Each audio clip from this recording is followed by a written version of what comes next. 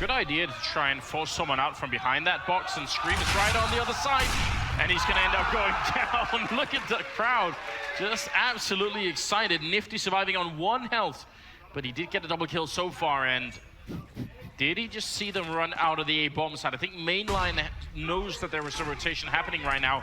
They're still gonna try and force the issue over there. The bomb's been brought back, that's a great start. Smiths will pick up the 1 shot there with the AWP, but he's now fallen back as Relics is making so much noise, pushing through and taking out Shocks. But the bomb, it's on the A side of the map. Smith's gonna miss the kill. Relics is coming for him and landing another triple kill here. Wow. That's one of the things, you know, that's one of the edges of LAN that you have to get used to when you're dealing with that crowd. That ooh, ah, you know, like, that sort of stuff can get picked up on and it'll influence the players. But yeah, Shoxy was able to pick up a kill over on by Danger on the other side of the map. But at least Nifty was able to take out Scream. 6-1 though, this is catastrophic as far as G2 are concerned, because that resets their money now. It's going to make it real awkward for them. They have a couple guys sitting around 3 and 4K, but then a couple of them sitting on like $1,400. So, you know, that's not quite ideal here for G2, who once again are going for the stack on B with 4 players here, and an aggressive hold from Smiths over on that A site. Selfless, they're taking their time with it. Relics is actually going nosing around looking for that opening kill. Not quite going to find it though. G2 playing this very patiently. Yeah, no flashbang or anything for G2, which is kind of a shame. Again, it's just $200, but if they were to run in here, maybe you could get a couple of kills with a flashbang. Maybe you could break up the actual attack so that half of them are flashed and half are pushing in, and you have a fair fight. Because even with 4 men stacking this bomb side, when you don't have armor or anything, it is very hard to win around like this. Clever play here from Shoxy, but he's going to get full flashed. He's in the smoke though. Oh, this is awkward. Not going to be able to get the first kill. Bitch whips around, takes his face off. Now man advantage here for Selfless, pressing onto the B site. There is a man waiting right below Plateau, so we'll see if there's a bit of a drop there. But no, he gets cleared out immediately. And RBK pinned down behind the boulder. He's going to paint it red. 7-1 for Selfless. A huge lead. Well, that's a brave sign to have. But I mean, if you base it off of the current state of this game, it's not all wrong right now. Oh, right now, I mean, it seems like everything is going right for Selfless. The way that Cash didn't exactly pan out, they weren't able to get the clutches to go their way. G2 were able to edge out the win there. Now, we're seeing Selfless just completely manhandle G2. But G2 gonna go for that force buy now. They have that AWP once again on Smiths. They have the buy, and there we go. 2-for-1 shot for Smiths. Couldn't even go for another one. He's still hanging around here on the other side of the smoke, and he's just waiting for a flash from a teammate, or is he caught? Does he not realize what is going on here, Smiths? I think he knows if he runs out, he might go down. Oh no! A team kill as well. Not quite the way they wanted to start that off. Stream with a max 7 is finally going to be going down. Nifty, he's done a 1v3 already in this game, but they're going to need him to do one more. Did he spot? He did spot the jump. He wants to see if there's another one. Flashbang though, great team play coming out. G2 going to win the round. Nice play from Shoxy as well. Nifty would have hit that shot otherwise. But Smiths, they were not expecting that AWP to be over here. No, I mean, granted, it's Body. I mean, Body does play Plateau with the op, so I mean, maybe they were expecting an op after all, but that flash, it was perfectly done there for Smiths. 7-2, a little bit going back in favor of the French-Belgian team here, but it's getting a bit scary at the moment. Still, they don't have a lot of money, and Selfless, even when they lose rounds here, they can still buy, right? It's not like they're going to be ecoing right away. It is not, but G2 are the ones who are feeling the pressure now. This is the make or break moment for G2. They will get reset economically, and they don't have much money in that bank. So that, you know, you win that one round, you have to chain them together if you're on the CT side, or you're just gonna, I mean, all the pressure that you can put out, your defense is just gonna disappear. But there we go, the opening here from Relics. He tries to flash his way through, that's not gonna work. Scream is there to shut him down, but Nifty brings it back. He picks off Shoxy. That's over on the A side of things though. So this might bait some kind of rotate coming out here from G2, and Mainline's in position. Opens it up, takes out the man on the site, but RPK coming through drop will trade the kill immediately. Can they get this bomb plant through? If they take out Smiths on that A bomb site, then RPK might not be able to help out. There's Scream going down on the other side of the map, but the bomb is somewhere in the middle. Things are very confusing right now for Selfless. I'm not even sure they know what's happening, but with that kind of a shot from Connor, it's going to be RPK going down, and Smiths retake with... Does he know he's in the corner? Yeah, he realizes. I think he saw the AWP barrel. Come on, Nifty. Throw the gun, peek with the ult. Go full swag. Oh, well, that's gonna get nasty. Peekaboo! I see you. It's done. Good stuff there from Smiths, but from getting that kill and all the way to retaking is just a little bit too much of a stretch. I don't really blame him for not trying to go for it here. That's going to be another round. And again, G2, they have 2 rounds, but none of them are back-to-back, and this is just a horrible trend they're building here. They could very well lose this map to Selfless. And I know Moses said that they were top 5 in the world, but he's been known to be wrong in the past, and I feel like right now, though, they are playing pretty well. I mean, one thing he did do, though, he didn't do was go full Moses, right? You know, at least he gave himself a little bit of an out, maybe, right? That might have been Mo speaking on behalf of Moses saying that, but I mean, I feel like those two are so much in sync anyway. I'll let it slide. I'll allow it. You know, what Mo says would obviously apply. But this is, I mean, look at this situation for G2. It's putting them into a force buy scenario now. 2 rifles, a shotgun, a pistol, and the AWP that Smiths was able to save from the last round. Bit light on the nades as well, and Selfless, they're looking to just take advantage of this early pressure with nades. And they're going for a similar setup. Once again, it's going to be Nifty just passively holding that long line with the AWP onto the plateau. Very defensive start again from Selfless. I mean, they're not just basing all of these rounds off of mad rushes or anything else like that. And it's like both Fallen and JW were tweeting during the cash game. Their executes are pretty solid. They're actually playing a reasonable T side right now. And they're doing it again here on Cobblestone. So gotta respect that much.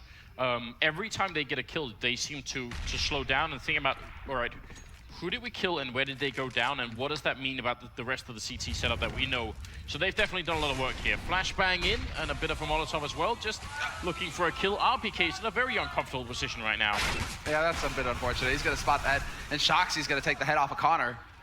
So now that actually makes it a little uncomfortable for Nifty because they want to immediately go for the boost, get up there, pick up that gun for RPK, and now they have a little bit more firepower here for G2. Unless they didn't go for the boost? Why didn't they go for the boost? No boost. Boost? Boost? I thought that Shox was going to put him up there, right? Well, no boost for you. Scream is in a great position for this Max 7. We've seen it time and again here. I think it's most recently for someone like Edward, but happened multiple times. Relic's going to go out and Scream with a 1 shot, but not quite good enough, buddy. Great backup there. That's going to be the bomb down, and no time for Mainline to do anything except mourn his friends. Yeah, except get a kill on RPK. Nicely done. And that's actually, I mean, so this is still all right for Selfless because this means that G2, one of their players is going to have to force up in the next round. If they kept 3 alive, G2 can keep building that economy. It's not the end of the world. With only 2 surviving, somebody's going to be a little, you know, well, and it turns out it's RPK. All you can afford is FULLHD and Kevlar. No nades to back it up. So Selfless, they still have a chance to just, you know, shift things their way right back because G2 have no bank to fall back on. But 8-3 scoreline, Selfless in the lead, and they are putting up one hell of a fight right now. It's a real pleasure to see. Because you did kind of, you know, coming into this, you would expect G2 to be the massive favorite, and for them to just kind of like rush, you know, crush through, take it quick 2-0, and then go on to face off against NIP, which is going to be our last 2 maps for the night. Yeah, and it's always a little bit difficult to try and compare teams, but the way that NIP were looking and the way G2 are looking here, maybe in both maps, you got to think right now, NIP might be feeling pretty good. Smith's close range shot tries to fall back. RPK with a double. They must have lined up for that shot, and a good round here for G2, and this is where things could really change. Now Selfless are out of money, and G2 are starting to build some sort of foundation. So even if all the work they put in, this could still go fairly badly for Selfless at the end of this half. And what's also important is that the frustration is going to be mounting here for Selfless. What started off so strong at the beginning of the half is now starting to fade away a little bit. And they've been figured out. That round right there, that setup is a hard counter. So Selfless are thinking to themselves, well, we're going to be sneaky. We're going to go over towards that A site. We haven't been there in a while. G2, they were 1 step ahead of them. They knew when the shift was coming. And they had 3 guys waiting over there. That's definitely going to be frustrating for Selfless. Yeah, and I was going to make a comment about RPK just having that FAMAS and that maybe having an impact on the round, but you know it is the French Army standard issue, right? Well, maybe that makes a difference to RPK, you know? Just feeling some synergy there. 13th round is coming up right now, and we have a bit of armor on Connor. I think that's the most positive we can say. Relics, they still don't give him the deagle. This team is is called Selfless, not selfish. Mainline, give it to Relics. We want to see it. Get the trade. All right, he was hitting 1 Deegs on cash all day long, Relics. I mean, yeah. Kind of scream, you know, give him that Deeg. Oh no, Body, Relics. barbecue. Goodbye, Relics. Long duel. Scream is there to back up Body as well. No chance there for Nifty to go for the trade frag. But that's still good positioning from Selfless. They were in position to try and make it happen. That bomb dropped out in the middle of nowhere on Plateau, though, isn't going to help things for Connor. So unfortunately for him, he needs to try and hope that somebody makes a mistake on G2's side, gets a little overconfident. Shoxy ready and waiting for him, though. Hits the headshot. 8-5 the score here going into the 14th round. Well, now let's see. There's going to be the AKs picked up. They don't have enough for the AWP on Selfless' side, so that's a little frustrating for him, considering Nifty's been pretty good with it. I feel like Connor is such a great name. I don't know why. It's just has a nice ring to it. It's just me. Connor. Maybe it's because of McGregor, I don't know. Yeah, I mean, there is that. 14th round is coming up right now, and there's not a single AWP in play for the Selfless side. So they've been having a couple of rounds where they've tried to make Nifty sort of play the opening for it. Now, maybe Relics was going to be it, but not when Smith is done with him. Rinse and repeat, rinse and repeat. It worked in the past, so G2 go for it once again, and they're making it very difficult. I mean, I don't know if this is coming from Smiths or if it's Shoxy making the call, but Smiths, he's showing some versatility here, making it difficult to predict where exactly on the map he's going to be with that AWP. Again, when they went for the double op strat, we saw G2 go for that, you know, body on the plateau with the op, but Smiths is showing himself on A, he's showing himself on B. It's making life a little bit more unpredictable here for Selfless. And they're going to be frustrated, but at least it wasn't a 2-for-1 shot this time, right? At least it was just one guy getting picked off. So they still have a little bit of room to work with here, Selfless, but the flash goes in and then straight into drop. I like it. Yeah, no hesitation this time. They did wait last time they did this execute, and they ended up actually sort of losing a man for it. RPK going to be taking out mainline, playing on the A side of the map. So now 5 versus 3 here. This is such a shame for Selfless because they've been playing this first half so well, but right now it is falling apart. And Shox with a double kill, gonna secure this round for sure. A Scream takes out Mitch. It will be 6-8, and I think G2 are gonna be very happy about this start. Yeah, and that's right, this is smoke balloons as well. Shoxy making it look easy. Just a monster. And you got Smiths on your screen there. And there's Shoxy. And it's the 15th round, and Selfless are having to go for a 4-spot. So do they have enough for a rifle on Nifty? No, of course not. It's going to be straight pistol, Kevlar, nades for Selfless, and maybe just a straight rush, something to try and break the monotony of this G2 comeback, basically, because, you know, as far as Selfless are concerned, they're probably feeling like they should have at least been into the double digits here as far as the rounds at the end of this first half, so they've definitely dropped off a bit. They should have been, but G2 managed to get that one flawless round in, and then Selfless had to eco the next round, and after that it seemed like G2 just woke up, you know. That was just enough breathing space that they remembered how to play the CT side of Cobblestone. And now I would say, yeah, a bit of a shame for Selfless, because I think this second half is going to be a bit rough on them. That's the struggle.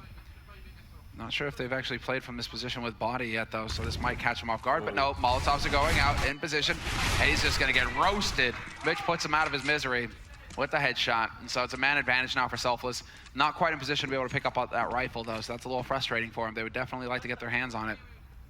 But Mainline and Relics making sure that there's no backstab possible there for G2. RPK and Smiths are the two alive on the A site for G2.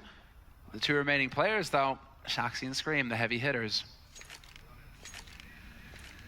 Yeah, and they got a bit of a crossfire setup. This is not an ideal scenario right now. There's a good chance that someone like Scream could be Molotoved or even smoked off, so they got to be real careful about that. But no grenades raining in. Shox has to move out of that smoke, and still very close to the bomb side. He hears the bomb going down, going to take a fight with Mainline and drops the bomb. And oh my god, Shox is going to come through.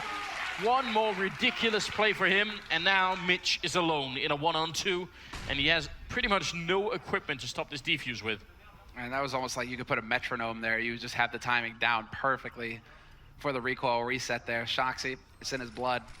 At a 1v2 now, smoke goes up. Mitch gives away his position. One smoke, that's all they need, and now all the pressure on him. Nice shot! Picks up Body's rifle and takes the headshot on RPK. But there will be plenty of time for the defuse here for Smiths, and it will be 7 rounds on the board for G2 at the end of the half, 8 for Selfless. But what a comeback from G2. That was some great resilience. And that's, I mean, Shoxy, he makes it look so easy. It's nuts. That is not easy, ladies and gentlemen. That is really, really hard to do.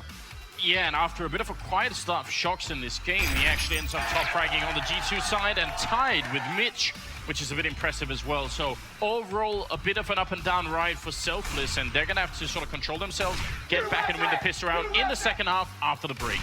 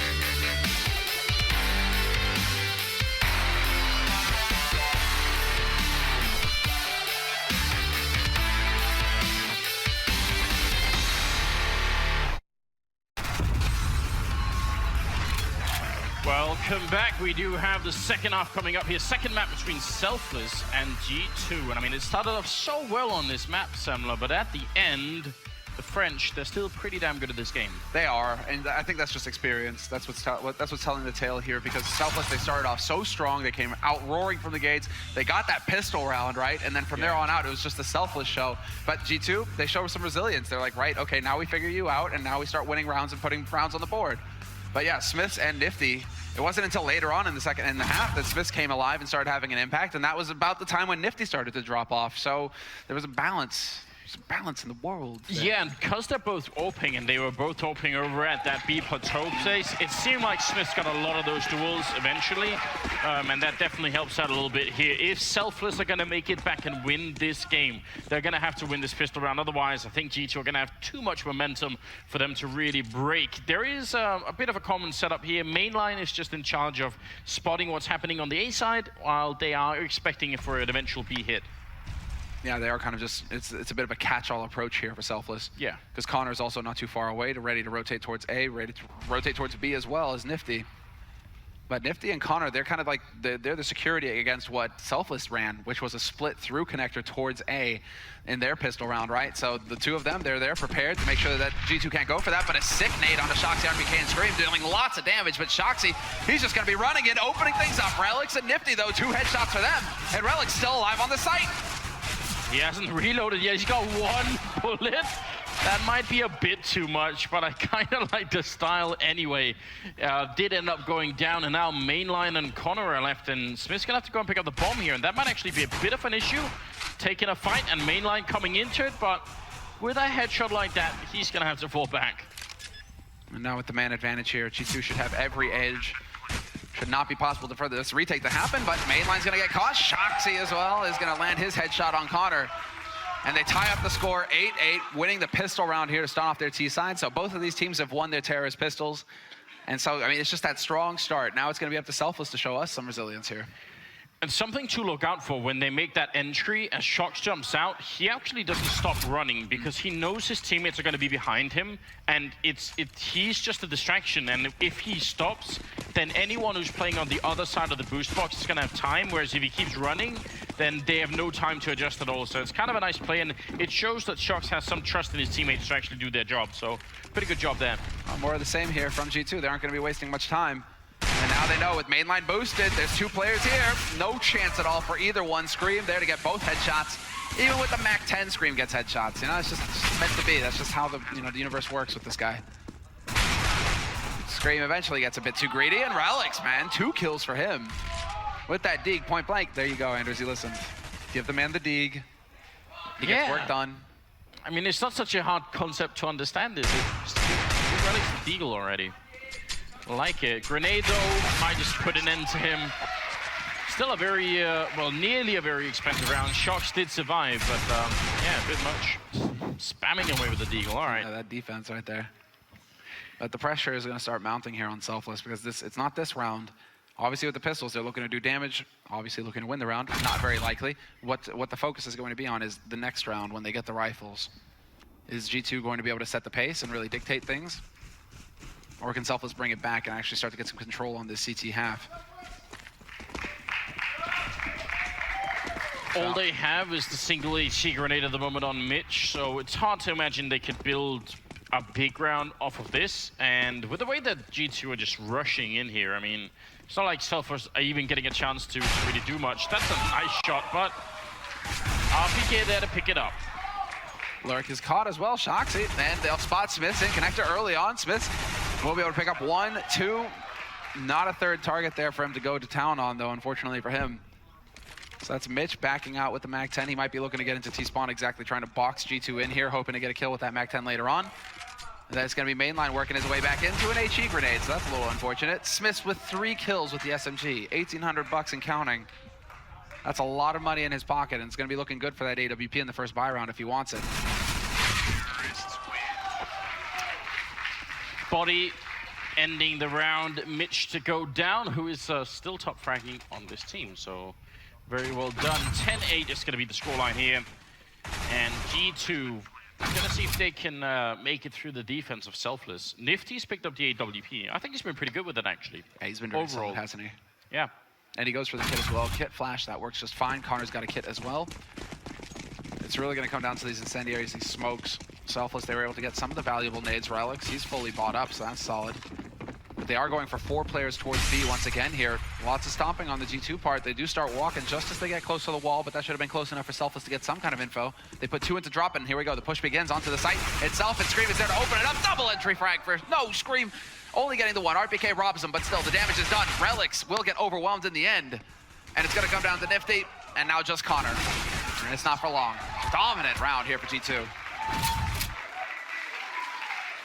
Yeah, and I mean, an interesting sort of variation of a B push there, right? Because we've already seen, and even if you've just been watching this one map here, you will have already seen how most terrorist teams will sort of set up outside. They'll put in smoke, they'll put in some flashbangs, maybe a couple of Molotovs to sort of, and that also helps to signal.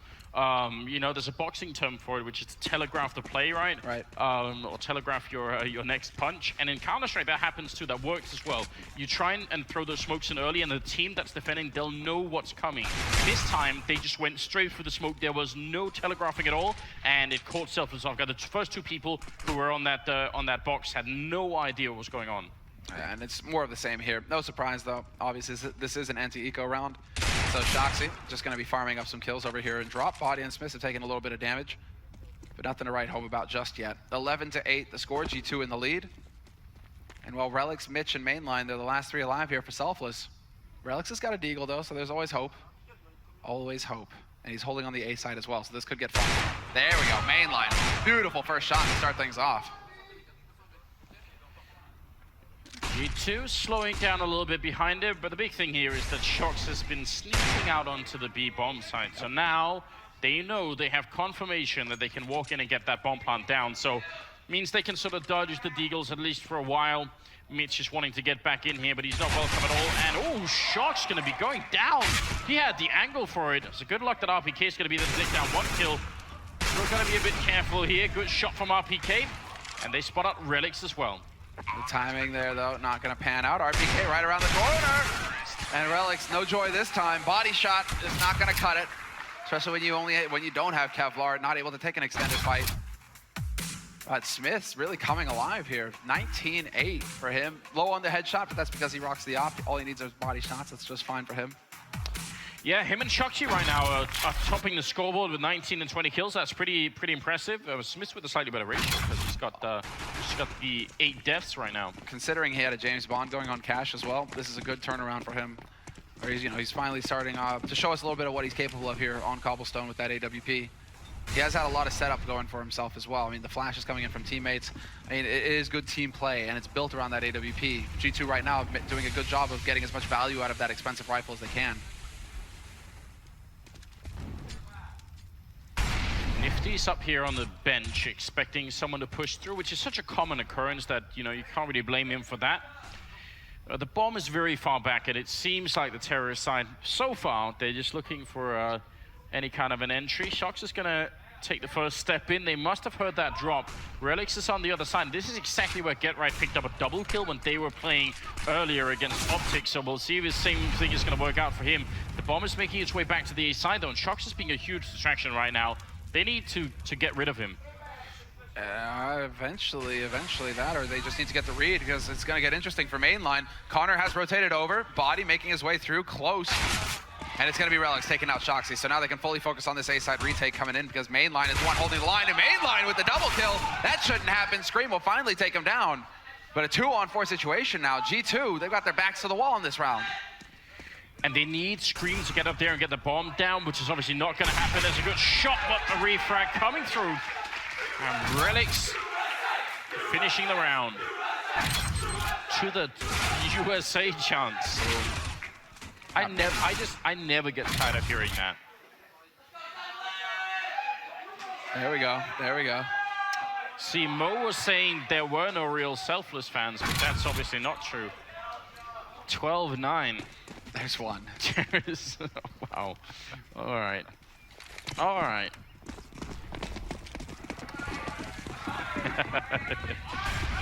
Well, bit of Molotov going out into the drop, and Nifty gonna go for that fight and takes out RPK.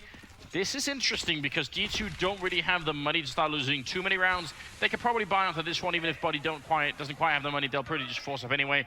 But if they win this one and the next, then we're gonna have a tight scoreline on our hands. Oh, and there's the perfect flash into drop. Scream opening things up, brings it back to a 4-on-4. There's a man on the plateau as well, and he's gonna get run over. Relix not able to do anything. Body with the double entry frag onto the B site. And it's on Mitch and mainline, and they are just backing off. No point at all for them to try and retake this site. At this point, they just need to save their guns and hope that they can have, something going for them in the next round here. And G2, well, they shouldn't have a massive bank of their own. I mean, it is good enough to hunt a little bit, but it's not to like 10K kind of money. So really, they should just be sitting around and holding onto their guns as well. That's the thing about Cobblestone, though, man. It's like this build up until you just have like these explosive 5 seconds, and then there you go. It's either back off and save if you're CT, or cross your fingers and hope you can get the retake. I don't know. I mean, it's especially true on the B bomb side, where one kill can lose you the bomb side. It's so hard to get back into it if you're suddenly playing a 4-on-5. Shox is out hunting, and he's got some health for it as well. Gonna run mainline down, and Mitch is trying to hide in the connector bit here. And will be successful in doing that. But this is a look at Body here. That's beautiful. That's exactly how it has to go. Body, the latest addition to the roster as well. And he's definitely stepped up, coming in from the sub-top scene in France. And it does look like we have the timeout coming in here, and it is going to be the tactical timeout called by Selfless. So it's a 2-minute timeout. You get 1 per map for each team, and it looks like Selfless, they're going to make up their minds, and now's the time to actually try and, put a pause on things here. I'm not sure if they can go for the force buy, though, because they're all sitting around like $2,000 average, I guess. So it's far from ideal. It's a real shame because this is such a good start to a round with Nifty picking up a shot there, but couldn't really build anything behind it. Now, it's a pretty good time for a tactical timeout, I guess. I mean, it's not so far past the mark that they can't mentally come back into the game. Mm-hmm. And it's not so early that it's a bit wasted. So I think this works out pretty well. Yeah, this works out. It's just like, that situation where it's just like, well, you're taking your time out before you're about to get your head slammed in an eco round, right? Yeah. So that's not, you may get some confidence back from the timeout. You slowed things down a little bit, then boom, like G2 just wreck you again. And you're like, great, right? I mean, we'll see if Selfless actually have the mental fortitude to withstand that, go into that buy round. and get something done, because G2 are going to be up on 14 rounds if they lose this next one. The only time I can think it makes sense to do it into an eco round is if you have a theory you want to test. You know, if you have something where you say, hey, I think that every time we throw this smoke or this flashbang, their response is the following. So you test that, and then in your actual rifle round, you play on it. Because sometimes in the middle of the game, you'll pick up on something like that. These are things that we obviously can't know spectating the game, but it's definitely possible to pick up on tendencies that the enemy team maybe doesn't even know about. I mean, Relix, he's still in this fight, 16-17. 16-17, basically, his KD. Is his name Skylar Weaver? Sounds like a Dota 2 hero name. I like it. It's quite impressive. Not bad, yeah. Weaver, man. For some reason, I was thinking Weaver, but then I was getting like the Nix. You know, it's like soundbite going in my head, because they both have that, you know. I'm like, no. Dota, I haven't touched that game in ages, man. When was the last time you played Dota? Quite a while ago, sadly. I actually have a lot of fun playing Dota, but I guess maybe now. I mean, we have to be a little bit on board the Overwatch train as well, don't we? Damn straight. Can't skip out on that entirely. It's a fun game. All right, here it comes. Selfless. They've taken the timeout, and I want to see what they're gonna do here. I wish they would try and play for some information here, get an idea about the setup. But obviously, the real tactic, the real timeout effect is going to happen in the next round. This time, they just got to see if they can make it work. Mainline, just with the P250. Relics not with the Deagle, which is very sad times.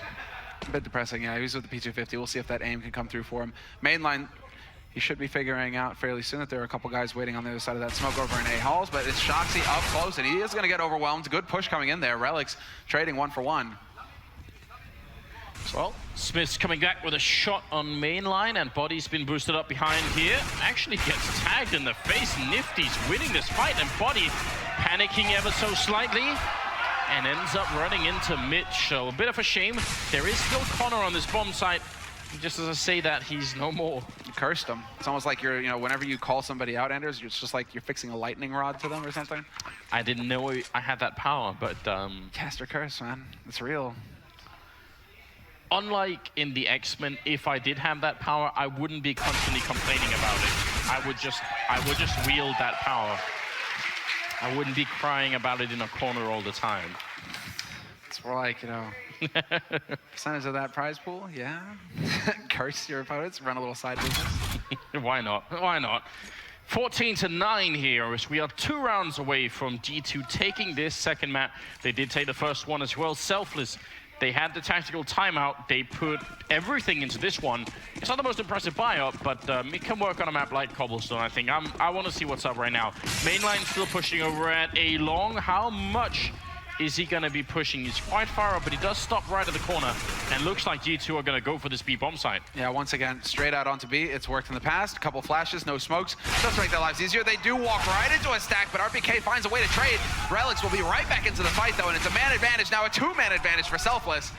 They just slam G2, despite a strong start there for G2. At least it looked good.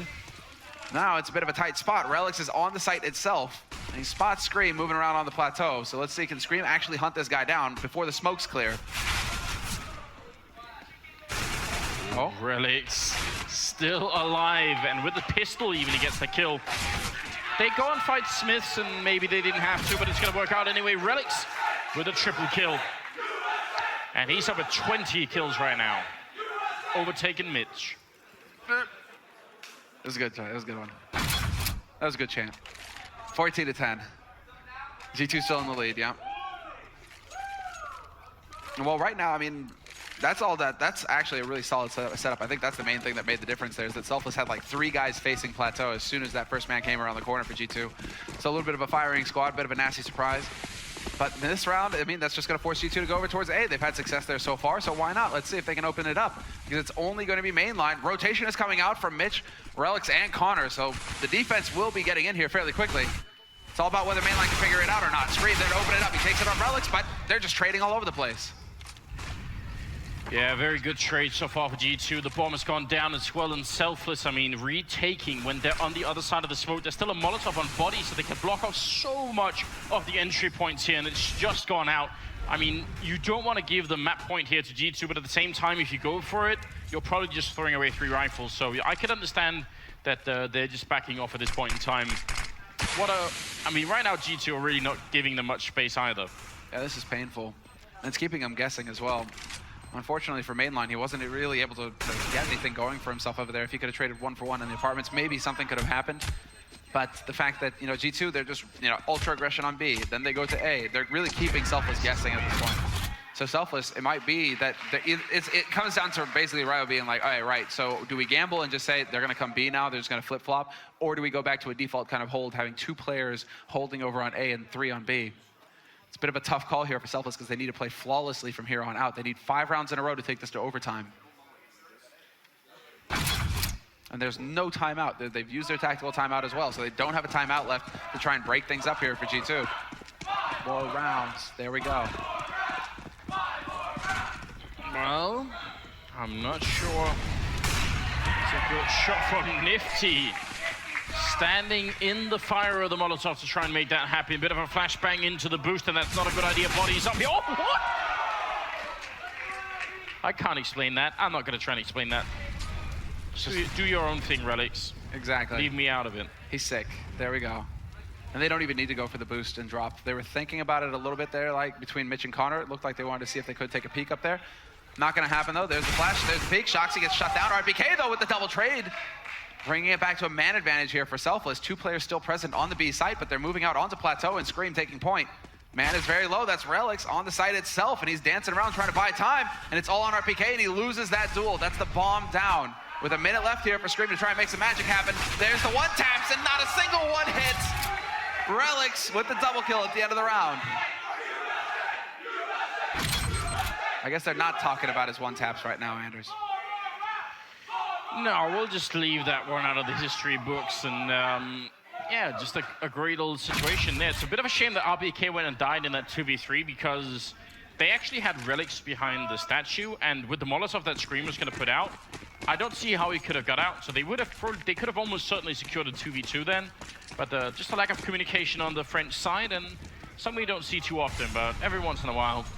Nifty, very aggressive here with the AWP, but he's going to be able to make it back around the corner before anybody pushes up on the other side. See if he can find an opening frag here for his team.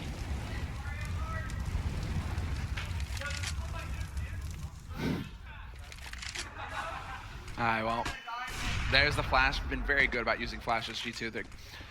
Their nade usage is on point, setting up, clearing out angles, allowing Smith to get in there and have space to work with his AWP. So he's got the angle now looking towards long A. There's currently 3 players there for Selfless. Mainline kind of playing around in connector so he can rotate back to B if Relic spots something. And Relic's up on Plateau, as you guys can see. But this looks like G2 wants to go knocking on that A site once again. Yeah, and last time they did this, they had Shox playing in drop all the time, being extremely annoying, and it took a while before they could even kill him, and that just means no one can really rotate on over here. Shox making, again, some noise, just a bit of a presence. They know he's there, and if he can draw even one person back towards the B-bomb side, then that's a bit of a win. Oh, they are running back, Samler. This is definitely looking like a bit of a fake. Question is Selfless looking at the minimap, are they going to realize? That drop kind of worked against them, though, because Mainline came back to watch, although now he's starting to head back towards that A site. Something has tipped them. It's all on Relics now. He steps out, picks up the first kill, instantly traded 1-for-1. And Mitch alive at the boulder. Shoxy's going to be in drop, so he's going to be a thorn in their side soon enough. Body with a good shot. Smith's coming into it as well. 13 seconds, 10 seconds. Where is that bomb plant? No one can make this crossing. Nifty denying them the bomb site. 6 seconds. He needs to get this bomb down. And no, Nifty just creating a clear divide in the bomb site, and no one can cross it. And that's going to be a quad kill for him. 4 shots, 4 kills. That's the ticket for an offer. First one, easy as you please. Misses the shot on a Shoxy, but then boom, easy. Beautiful work from Nifty. You ever seen that World War II movie Behind Enemy Lines? That was... oh, yeah, the jump shot? Yeah. They were trying to see if they could gap that, but not quite going to happen. 15-12, and we do have the 28th round coming up. I mean, Selfless. I'm getting flashbacks to Cash. They didn't complete the comeback then into overtime, but they are still playing a very impressive game right now, and G2 going to try and see if they can close this one out. Mitch is going to be going down, and oh, the speed of this push, it might just be a little bit too much. Nifty picks up a kill, but he goes down. Connor goes down as well, and now it's a 2-on-3. Yeah, but they have a life lead here still, Selfless. So they need to keep their cool. They still have their nades to work with. It's all about pacing themselves at this point as the bomb is going to make its way onto the site, and Shoxy's going to catch mainline peeking. That's the end. It's all on Relics now. 1v3. He knows the two of them are low, but Body not even going to let him get that close. 16-12 finish in the end. Once again, G2 will carry through, and they go up in the groups 2-0. Not been the best start today so far for the North American teams in Group B. Both of them sitting on 0-2 losses. Yeah, but I mean, obviously there's a big difference between how these two teams lost, right? I think Selfless really managed to show themselves today and what they're all about.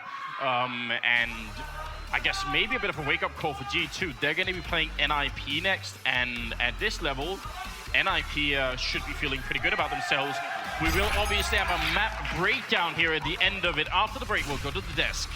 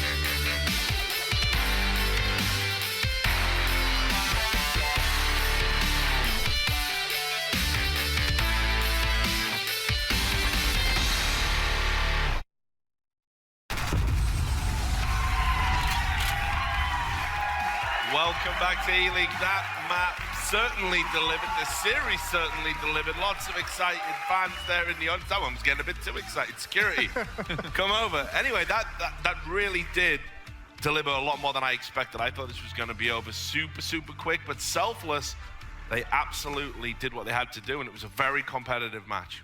Most told me that they were going to win at 2-7. He's like, this is a really good win for Selfless here. I was like, don't worry, Mo. You're new to this. They started off really well. It took G2 a while to get back-to-back rounds, and that's what worried me. But it seems they just pulled it off towards like the middle there, and then they almost made a comeback. So that was pretty special. Now, back when I was a sports journalist, one of the banes of my life was trying to explain to people what most valuable player meant. That people have all this weird criteria about it in their head. So with that in mind, let's take a look at our blazing hot Buffalo Wild Wings player of the match. And you can see we're going to give this one to Relics. I'll explain why. Because, I disagree with this. Well, no one cares about your opinion.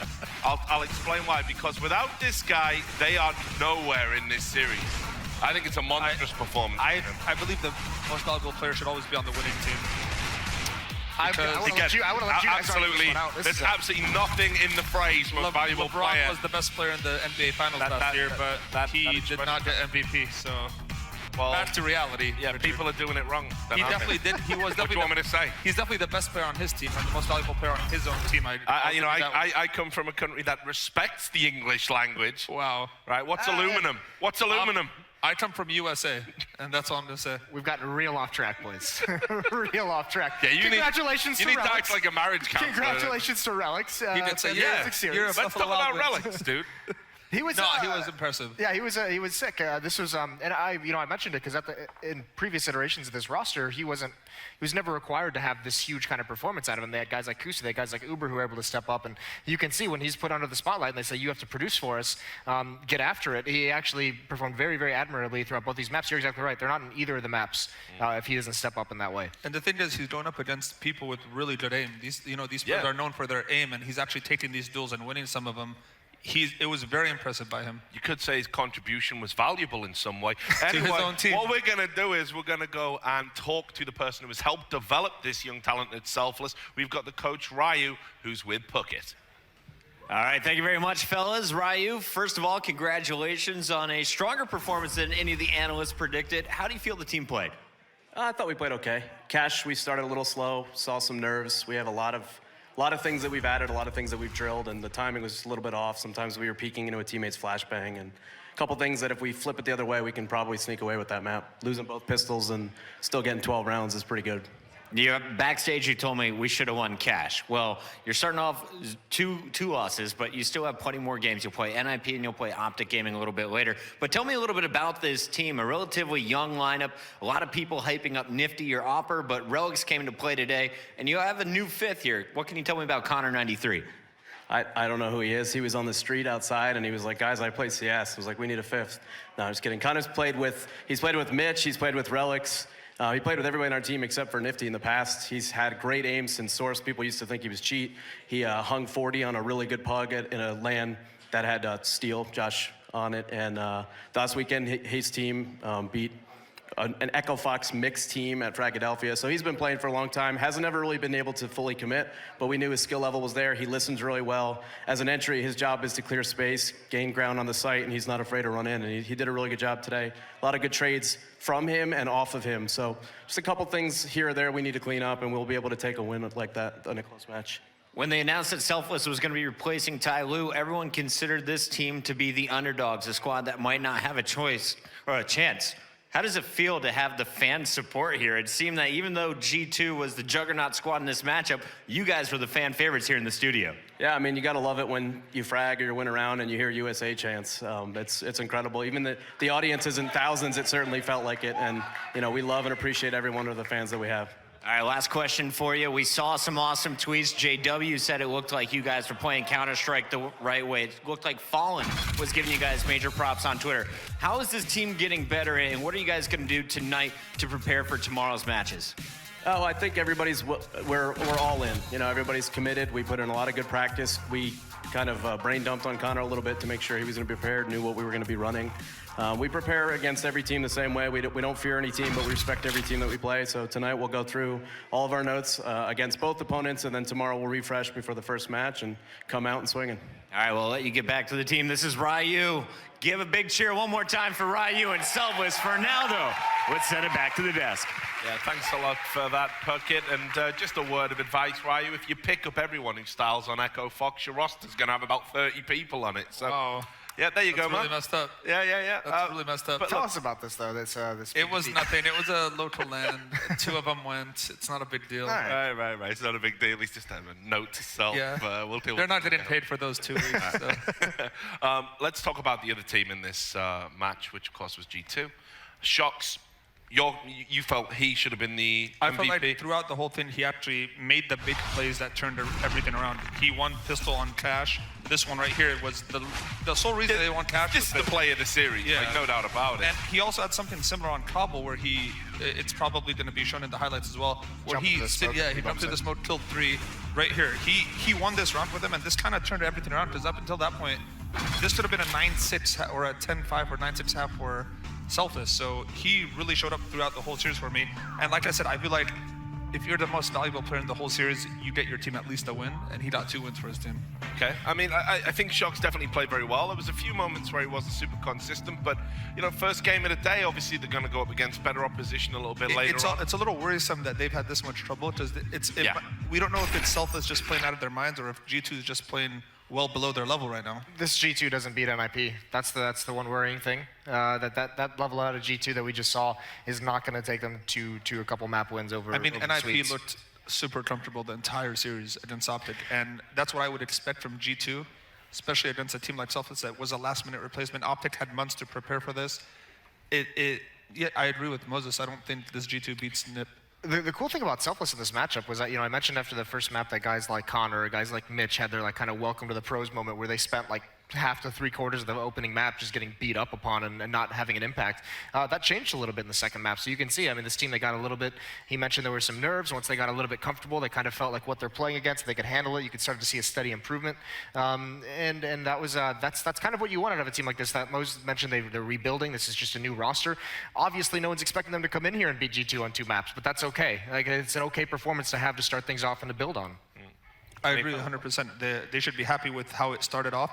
I feel like on Cobble especially, they actually had a good hold on it, and that might come to the whole inexperience thing where G2 were able to adapt, and then Selfless had nothing left to show. So I think they're on the right path, and I think they should keep going at it, and they might actually be a surprise against the other teams. Okay, well, we'll see if you're right. We're going to take a short break. When we come back, we're going to have the final series of the day. It's the big one in the group. It's going to be G2 versus those fellas on your screen. The Ninja Pyjamas are in the house. Can't wait for that one. So will the crowd. See you when you get back.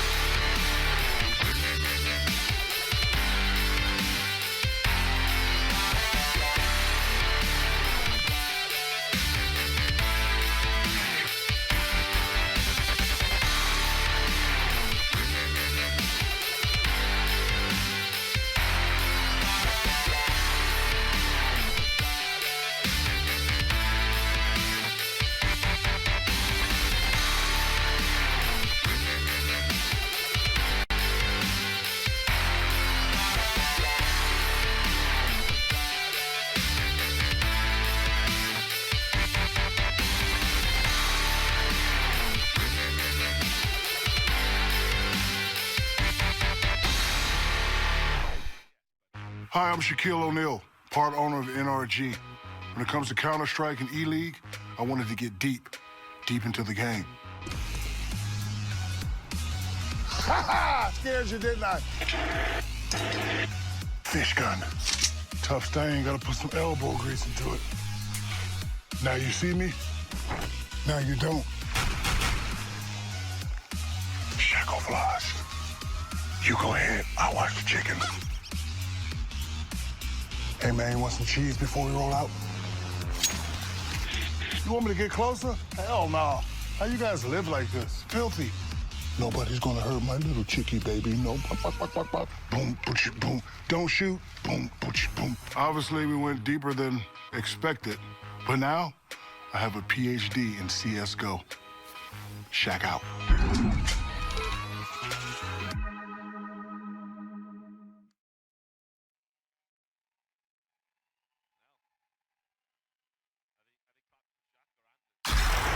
Welcome to ELEAGUE.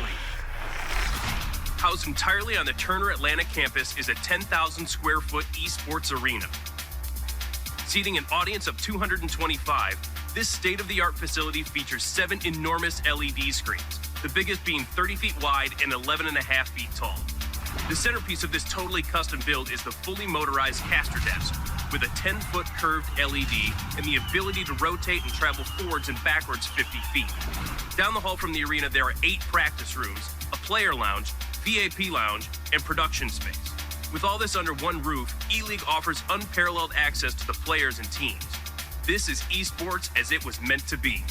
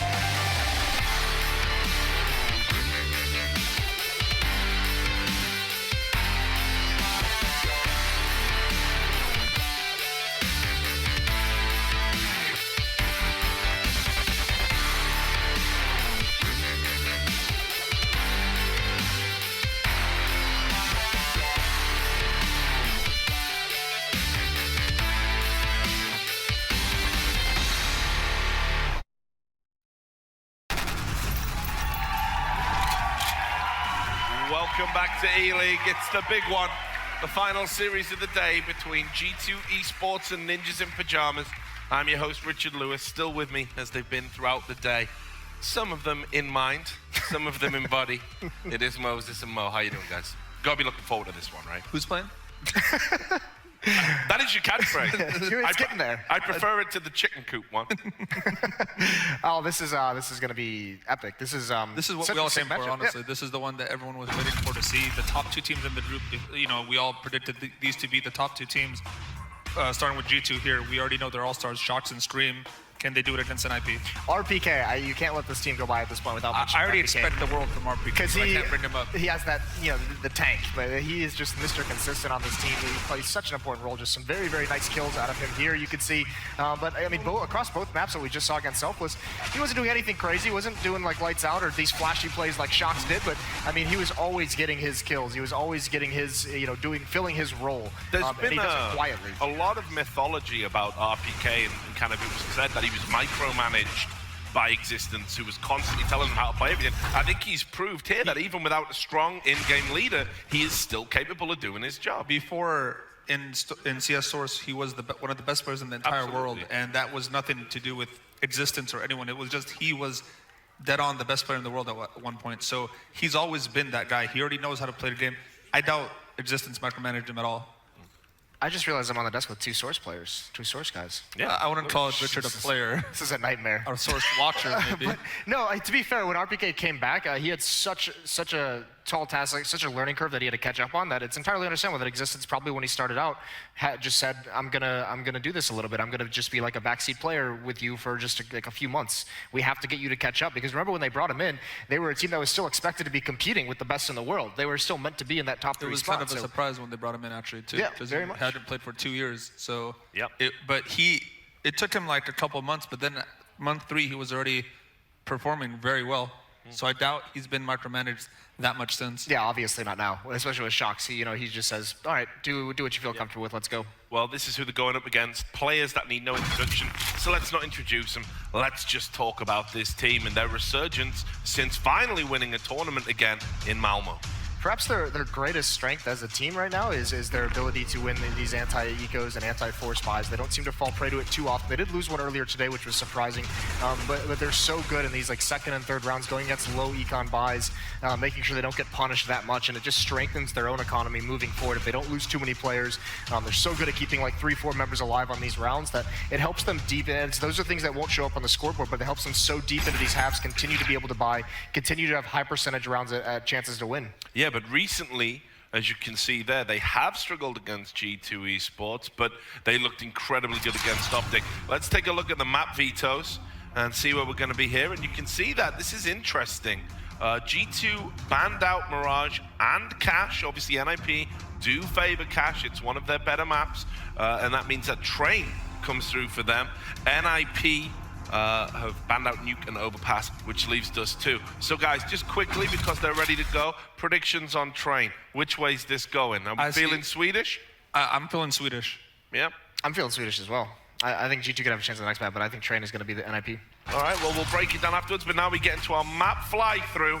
This is the big one, NIP versus G2. Hope the crowd are going to make some noise for Anders and Sembler. Well, we are certainly ready here. It's NIP and G2, probably the match of the day here. The French playing the Swedes, and the panel, they're all on the Swedish side. And Selfless, we know you could go either way. Exactly. With the maps, I mean. With the maps, I mean. Now with the teams as well, bro, because I'm an honorary Swede now after all. I've been living there for quite some time. So I win regardless. You're the Dane here. Who do you think is going to win? I mean, actually, coming into this, I was going to go for G2 as sort of an outside pick, just because I felt it would be a bit edgy. I might just stick with that. I don't think that the game against Selfless, I doubt that G2 will have put much effort into looking at Selfless at all, and they probably underestimated them a bit. NIP, they know much better, and a sort of a historical matchup between these players, I feel like it's going to be incredible. So I'm gonna go for G2. Why not? Body is up here on the Train in the back line, and he's going to have so many targets. This is going to be rough. Flashbang as well. And he does fall back. At least he doesn't go down. Gets a good headshot there, long range, but high ground move is coming in, and it's Get Right up on that high ground. See if Smith can maybe pick up a kill here. No one's died yet for G2. They're just trying to mount this retake. Body's actually managing to pick up one. Get Right finally going to get in with the flank on, with the help of Forrest as well. Get Right just wrecking house. Get Right with another kill. That's 3, now 4 for Get Right, and he could get the ace. He's running back towards lower, and that's exactly where Scream is playing from. And Get Right's lined up on the angle. Scream trying to do the best that he can to get that lucky headshot, but he knows that Forrest is in the back line. He knows that Forrest is coming for him, and that's going to be an easy, clean kill, but it's still a 1v2, and there just isn't so much time left on this bomb. The pressure is mounting, and basically it's all over here for Scream. Now it's all a question of whether Get Right can get 5. There's a surprise, and there's Get Right. Pistol ace to start things off versus G2 for NIP. Just basically Get Right saying, hey, Shucks, I heard you like pistol round aces, so, you know, how do you like this? What a way to get started. And I mean, that was an ace to counter, but was a very strong start for G2 in that round. Body picking up the first 2 kills, and that should have probably been the round for the French side here. That's definitely, I mean, with the bomb down, pushing aggressively like that, you thought they had everything in the bag for G2 there. But they played it so well. They just kept that pressure on. They never really let him get it set. But I mean, obviously, if Get Right's going to be hitting shots, it certainly helps as well. Scream is going to take that peek, and he gets the first headshot onto Exist. Nobody prepared for that kind of a pressure coming out from Scream, and well, Pyth is just a little bit too late to actually get the follow-up. 3 players, soon to be all 5 players here for G2 on the inner side as well. Great rotation coming in, and Scream laying waste with the Deagle, picking up a second kill and pushing through the smoke. It's going to be RPK to pick up that one and a follow-up as well. He finally drops, and Forrest, that's a clean click. Look at that, but Shock's going to take care of business, and G2 bouncing immediately back into the game. Jeez, that performance exactly. Between Shock, Scream, and RPK, they're all just hitting crazy shots. Not gonna get that second one, but still, the first one clean enough. And well, that's the thing, NIP, we're expecting some passive play out of G2, but this is the issue when you run up against confident teams like this, European teams, they will constantly look for any kind of weakness in your setup, and they will be aggressive, they will go for the push. And just like that, Scream, he sets the pace by just going for the push into Brown Halls like that. Sets the pace with the opening kill. Kind of forces NIP out onto that site, which was perfect considering his team had already rotated over. Pyth quick into main. Scream close range there with the MP9. Gonna take both the kills, and he was down on 1 health, so that's pretty efficient play there. He's so frightening when he gets lined up, man. Freiburg will be able to bring 1 back versus RPK, so there is a little bit of something to work with here. Get Right's got that dig, and he's not gonna find the spray shot. Hits 2, but it's not gonna be good enough. Smith's even knifing the corpse. For shame, Smiths. Get Right calling him out a little bit. Coming up in the 4th round, NIP, I mean, because of the buy in last one, they just don't have what it takes right now. Pyth and Exist haven't really shown themselves on the board just yet, but I mean, I guess that doesn't matter too much at this point in time. Still fairly early days here on Train. Let's see. Well, NIP, this is a hard eco. Not a single dollar spent pretty much. Straight out onto the B side. They're hoping to just get lucky, overrun the defense, and get that bomb planted. Quickly here, Body holds the line, though. Is going to spot Pyth on the lower ground and turns away as they come out on upper, but they're all so low, and Freiburg suicides. That's Pyth's job, Freiburg, not yours. That is true. That used to be his thing. That was his ladder right there. At least he didn't have a negative this round, you know? Yeah. Some ancient history. Going into the 5th round, no AWP to pick up some early shots, which is, I mean, very useful when you're playing on the T side of Train, but all they have is AKs. And they have the nade count to go with it, so NIP, they actually have some options. They could go for the hard execute if they wanted to. Force is going to be setting up 1 smoke towards that A site fairly soon here. And maybe because of the aggression from Scream earlier on, but they are going to be putting the smoke down to block off that upper ramp. Get Right. With this aggressive smoke from the CT side, fully set up to catch somebody out. Instead, it's over on the A side of things. Trade 1 for 1 to start things off. Pyth is laid low, but he picked up a kill on Scream to start things off. Smith with that AWP is in play, but Forrest gonna catch him out.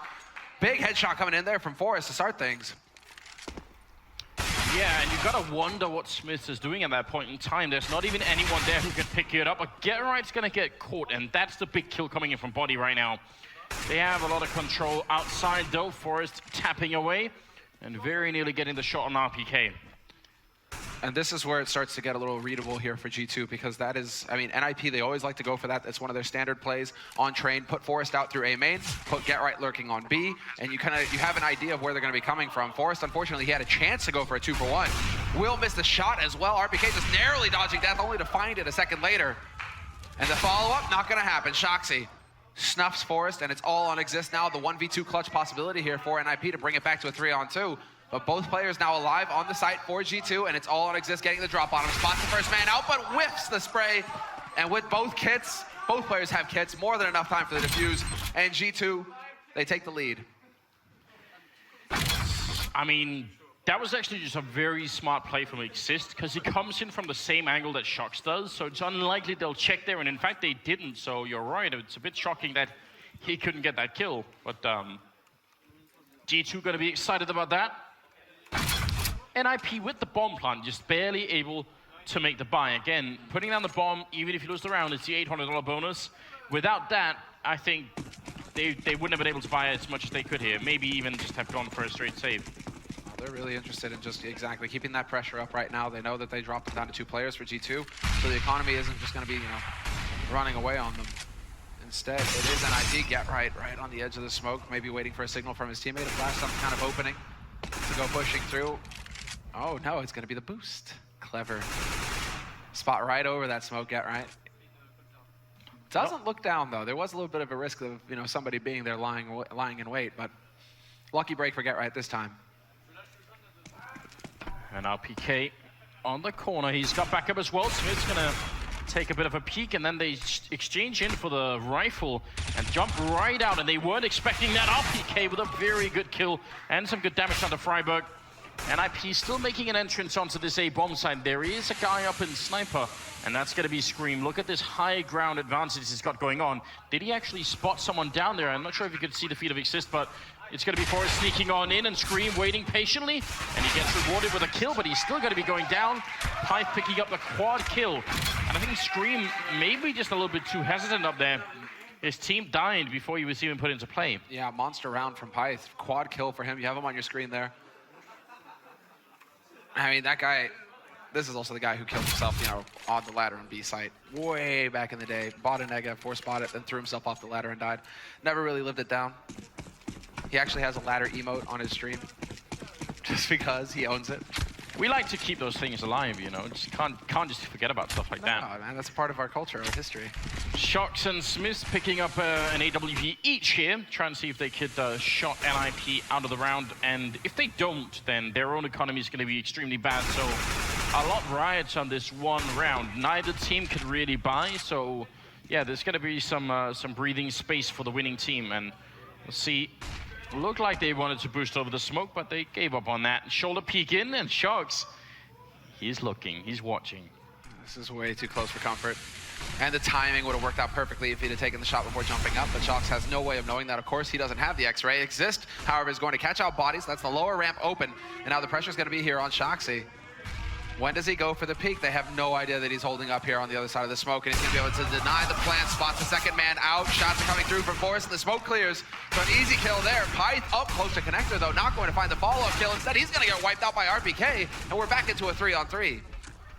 It bought a lot of time for the rotation to come in. It's only now that the bomb has been planted here. Exist must have seen that one guy over on the right-hand side. Some grenades coming out as well. Smith's picking up a good shot, and Exist going to be going down, and Freiburg up on the high ground, but this is not good. He doesn't have any grenades, and Smith will take him out, and a 5-2 lead here.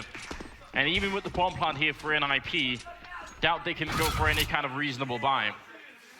And a double op save as well here, picked up for G2. They get to hold on to both of those sniper rifles. This is going to get very tricky indeed. Shoxy there, I mean, that was just so clever, so sneaky. He's not even getting killed. He's not even getting spotted by the man on the site. That's just Forrest in desperation, putting shots through the smoke, hoping to get lucky, realizing his error. But the countdown begins here for NIP, and they're in a bit of a tight spot. And I think that this is just going to be a half buy from them. Exist will spend a little bit of money on an AK Kevlar, but this is just because he had so much. He's dropping it back in line with his teammates. So after this round of eco, they should be able to buy here NIP. Well, let's see. I mean, the hero AK, we've seen some crazy plays in the past where a single player, he's really able to make that single rifle work. Exist used to buy the AWP as well back in the day. Try and do the same thing. This is true. Smith is quite far down on Ivy, checking that out, but they should realize now that this is definitely going to be a B push. Running into the Molotov there, Exist going to be going down, and that is the AK, and the armor dropped, and a bit of a shot coming through. Body doing quite a lot of work here, but NIP, they already got the bomb plant, and now they just have to see if they can get maybe a couple of kills here. Forrest not really finding any luck, and that actually is a really good round for G2. Nobody dying. And solid hold here for G2. Perfect anti-eco. Everybody survives the round. They took their time with it as well, because I think that as far as G2 are concerned, once they realize what NIP are up to, they shouldn't be risking it to try and deny the plant. Instead, it's just stay alive, be confident in your retake. You know you have the superior firepower, so don't take any big risks, trying to beat the hero to stop the bomb plant or anything like that. No, let them get the money, because they ecoed anyway. They're going to be buying in the next round anyway. So that's the kind of mindset that G2, they're able to display now. Some restraint. Now, I hate doing this, but Freiburg hasn't killed anyone yet. And we're just starting now in the 9th round. So that also has to change. Exist is also on 2 kills. They need those 2 players to do something in the next couple of rounds just to get NIP a little bit back into this, because otherwise they are playing at a significant handicap. So something has got to change for those 2 players. Yeah, at least it's not a James Bond, right? He does have a couple assists. Get right with the boost, though, and this time Smith is waiting. Perfectly done there by the French sniper. And a man advantage now for G2 as NIP, once again, kind of forced to sit and wait for Forrest to get something done. But G2 should be ready for this. They should not get caught off guard by Forrest pushing out through A main. This is one of his favorite plays to go for. So they need to just make sure that they're not giving him any easy ways in. And I think with 2 guys holding on the other side of Ivy Train, it's going to be tough here for Forrest to have an impact. It's all about timing at this point for him, just waiting, hoping that they're falling to sleep. And well, I guess he does catch Smith sleeping. What was that? Smith, I guess he was just aiming up on A main, because that was a free kill for Forrest. Scream and RPK, though, bringing it back. Oh, and a great double kill for RPK means Exist has got to do everything on his own right now, and it's been a bit of a tough start for him. That's a good headshot, though. He's still got the life for it, and he's still got the time. He could even rotate back to B if he really wanted to try and fake it out. He does see the gun drop down there. Still alive and still at 56 health. Nice headshot on body. And G2, not sure. I mean, Shox right now is going to be really annoyed. They were just in a 3v versus 1. Shox is going to win it back for his team, but I guarantee you Shox is still going to be talking to them and saying, don't ever do that again. Why are we fighting him? He doesn't have the bomb down or anything. That's just such a shot. Wow. Back. But still, yeah. You can see the frustration. That's like the level of frustration that Exist will show as well. Like, the face doesn't change. Why is anyone fighting Exist at that point in time? It's just arms raised, you know, moments hesitation there, moments frustration, and then right back into it. And well, I mean, NIP, this is a bit more in line with what we expect to see on T-side, or at least on Train, right? More of a CT-sided map. Right now, G2, they have it going their way, but NIP are not out of it yet. It hasn't got completely out of control. 7-2 the score for G2, and well, it's NIP on pistols once again here. And once again, I mean, this is like some OG Train stuff, man. Just right back into inner. Cross their finger, hope that they can get out here and actually get that bomb down, get that bonus money. Ooh. What a great adjustment coming out of body. That's not an easy flick, and they only lose him. Heads up play right now from the new addition to the team. That'll make it 8-2. And G2, I mean, their money is not great, but every time it's low, they have a round like this one where they just only lose one or none, and it really helps them out against NIP. They're just constantly having that buffer to fall back on. After buying, nearly all of them sitting around 3, 4K, you know, you lose the round, you're going to be able to buy in the next one, and that's all G2 wants to do at this point, just maintain that buffer so that NIP can't just put them onto eco and NIP can start getting some easy rounds on the board. NIP, though, after that bound plant, they've got more than enough money. Force has got his op again. They have full nades, and they're going straight into the B halls to begin with here. Though there will be a little bit of presence over here by Pop Dog, so they are taking their time with it. But quick take here on the upper hall, making sure that, well, G2 can't get too comfortable. And NIP, they've been very good about getting that bomb plant down on the B site. So they're probably thinking, okay, well, we get rifles. Well, they must obviously be better, right, Anders? You know, we should definitely win the round then. I could follow that logic. I'm in on that train. Exist gonna be sneaking down the slope, and FULLHD is on the high ground with the AWP. We'll see if we can put that to good use. There is right now a smoke going up. But look at the 3-man stack going on to the B-bomb side right now. That's a lot of people here for the G2 side, and Body off to a good start. That drops the bomb. He almost picks up the second kill, and Shox is going to be there to catch Exist with a bit of a cross there. Freiberg, he gets the bomb down, and that grenade won't kill him. And now Forrest has the high ground advantage with that AWP. Watching for the flank, he takes out Shoxy. He's still expecting that second man as well. Easy kill for him. No, misses the flick, but Pyth takes out RPK's teammate Smith in the meantime. And Forrest on the second try around will pick up the kill. Third round on the board for NIP. And I hope that we can get a replay of actually Exist. You know, it's like the kills are all nice and nice and dandy, right? But Exist, his mechanical movement there, man, his control of the movement, going off the ladder to just skim over that Molotov, that's some sexy stuff. And that's an important round, but it comes back again to this problem that G2, because of the previous round, they had just enough to make the spy work. Again, the double up setup. So now NIP, they have a real shot of getting into this first half. If they can win this round, they're going to be in a great position to actually do it. Freiberg going to be going down. That was Shox close range with the AWP, and Forrest up on the train, trying to see if he could maybe find a way to get his team back into the round, as Pyth going to be going down there. Smiths with a shot, and Exist, get right, are going to be falling. Nobody dying. That Scream picking up the last 3 kills, and we're going to be at a 9-3 scoreline.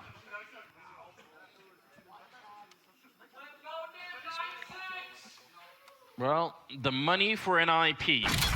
2 players here with enough to buy. Forrest could go for a Galil, and they could do Tech 9 armor for the rest, but seems like they're not quite going to risk it. I don't know if it's absolutely necessary that they do, but maybe they should have tried to put maybe a bit more into this round and just bought themselves a bit of a chance here. 13th round is in, and right now G2 are looking for a very, very good first half.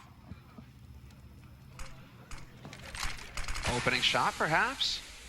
I mean, they have been very good. Again, NIP, they want to get back into this, so let's see if they can be successful. 3 rounds left in this half, and they need every one of them. Oh, Shox Clever angle right now. Flashbang not gonna touch him. And Get Right is gonna go down to body right afterwards. So Grenade going a bit long there. Not quite doing enough damage, and Shock still pushing up and getting that shot on Forrest, who really just wanted to shoulder peek that. And look at Shock's not quite gonna get the last kill, but Triple will do it for the round. Very, very calm and very, very composed in that close range fight, even with the AWP. Currently rocking a 13-4 scoreline, and we're gonna go to the 14th round. This is not looking good for NIP. Not at all, not one bit. Because now it's starting to get a little scary. Now that, I mean, G2, 10 rounds, perfectly acceptable CT side half so far as G2 are concerned. They're feeling good about this. And there's only 2 rounds left here for NIP to have an impact. This next one is going to be key because it's the big buy round here for NIP. So if they can't pick this one up, then it's into forced buy territory and it gets nasty. G2 can really have a dominant first half score. So NIP, they're still not willing to just go for the straight A aggression. I mean, there is going to be a quick smoke going down. Top Dog should be able to get out. There's nobody holding close.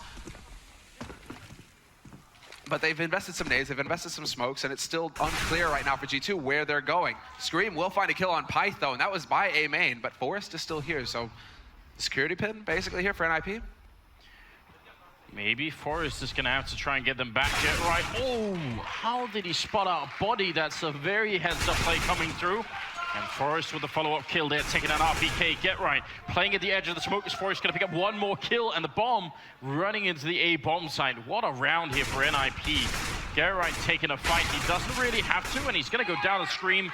A bit dangerous, I would say. He could have just bought all the time in the world there for his team. Problem is that Forrest is already up in Sniper, so coming through that connector is really gonna be a bit nasty here for Scream. And yeah, he's thinking, okay, well, not even gonna attempt that. Might try and pair up with Shoxy so we can work together from the same angle, maybe get that buddy system going. But with all 3 points, like the Triangle of Doom is set up here, Anders. I mean, Shoxy not gonna spot the man until it's too late. Forrest will find him, and it's gonna be on Scream now, and he's thinking, I gotta back off. I gotta try and save my gun for the next round. What he would love to do right now is to get one final kill, and if they give it to him, NIP, that's a bit of a mistake. Forrest has plenty of HP. He should be able to survive. And Scream, thinking about holding on to this AK. Forrest waiting right around the corner, and it's going to be imperative. I mean, it's going to be so important that he stays alive, and he just barely manages it. Doesn't walk into Forrest. Holds onto the AK for the next round. I mean, if Get Right goes down to body, then G2 can just focus on this bomb side, and it gets so much rougher. But a really, really good sort of play on either side of the map, really. Forrest with double Get Right with just the 1 kill in there. And right now, 4-10 as we go into the last round of the half here. And NIP with a chance. I mean, if this finishes 10-5, I still think G2 are going to be all right with it. But NIP, they are still very competitive in that scoreline. Exist almost being run over here. 3 members, he picks up the kill. Counterflash is coming out, and oh, they're turning it around. Scream going to be going down, and what a fantastic trade for NIP. And they just nearly ran right into the trap. G2, they haven't gone for an aggressive play like that. And look at this, Smith doesn't care about the Molotov, gonna run right in and eats a nade. Pyth with the read, drops him. And it's on RPK now, smokes, incendiaries, all the nades, and even some bullets thrown in. Freiburg will find the kill, the last kill of the first half. 10-5, the last score here, the score at the end of the half. And well, and the G2, I think they should give themselves a pat on the back. Yeah, I mean, definitely a respectable first half, but I mean, NIP with his last couple of rounds really making it competitive again. The only reason that triple push doesn't work is the flashbang that comes out, because Exist is horribly caught off guard, but the flash saves him, and then they just turn it around. Real cool teamwork coming out of NIP. That's going to be the first half done. When we come back for the second half, we'll see if G2 also know how to play the terrorist side after a break.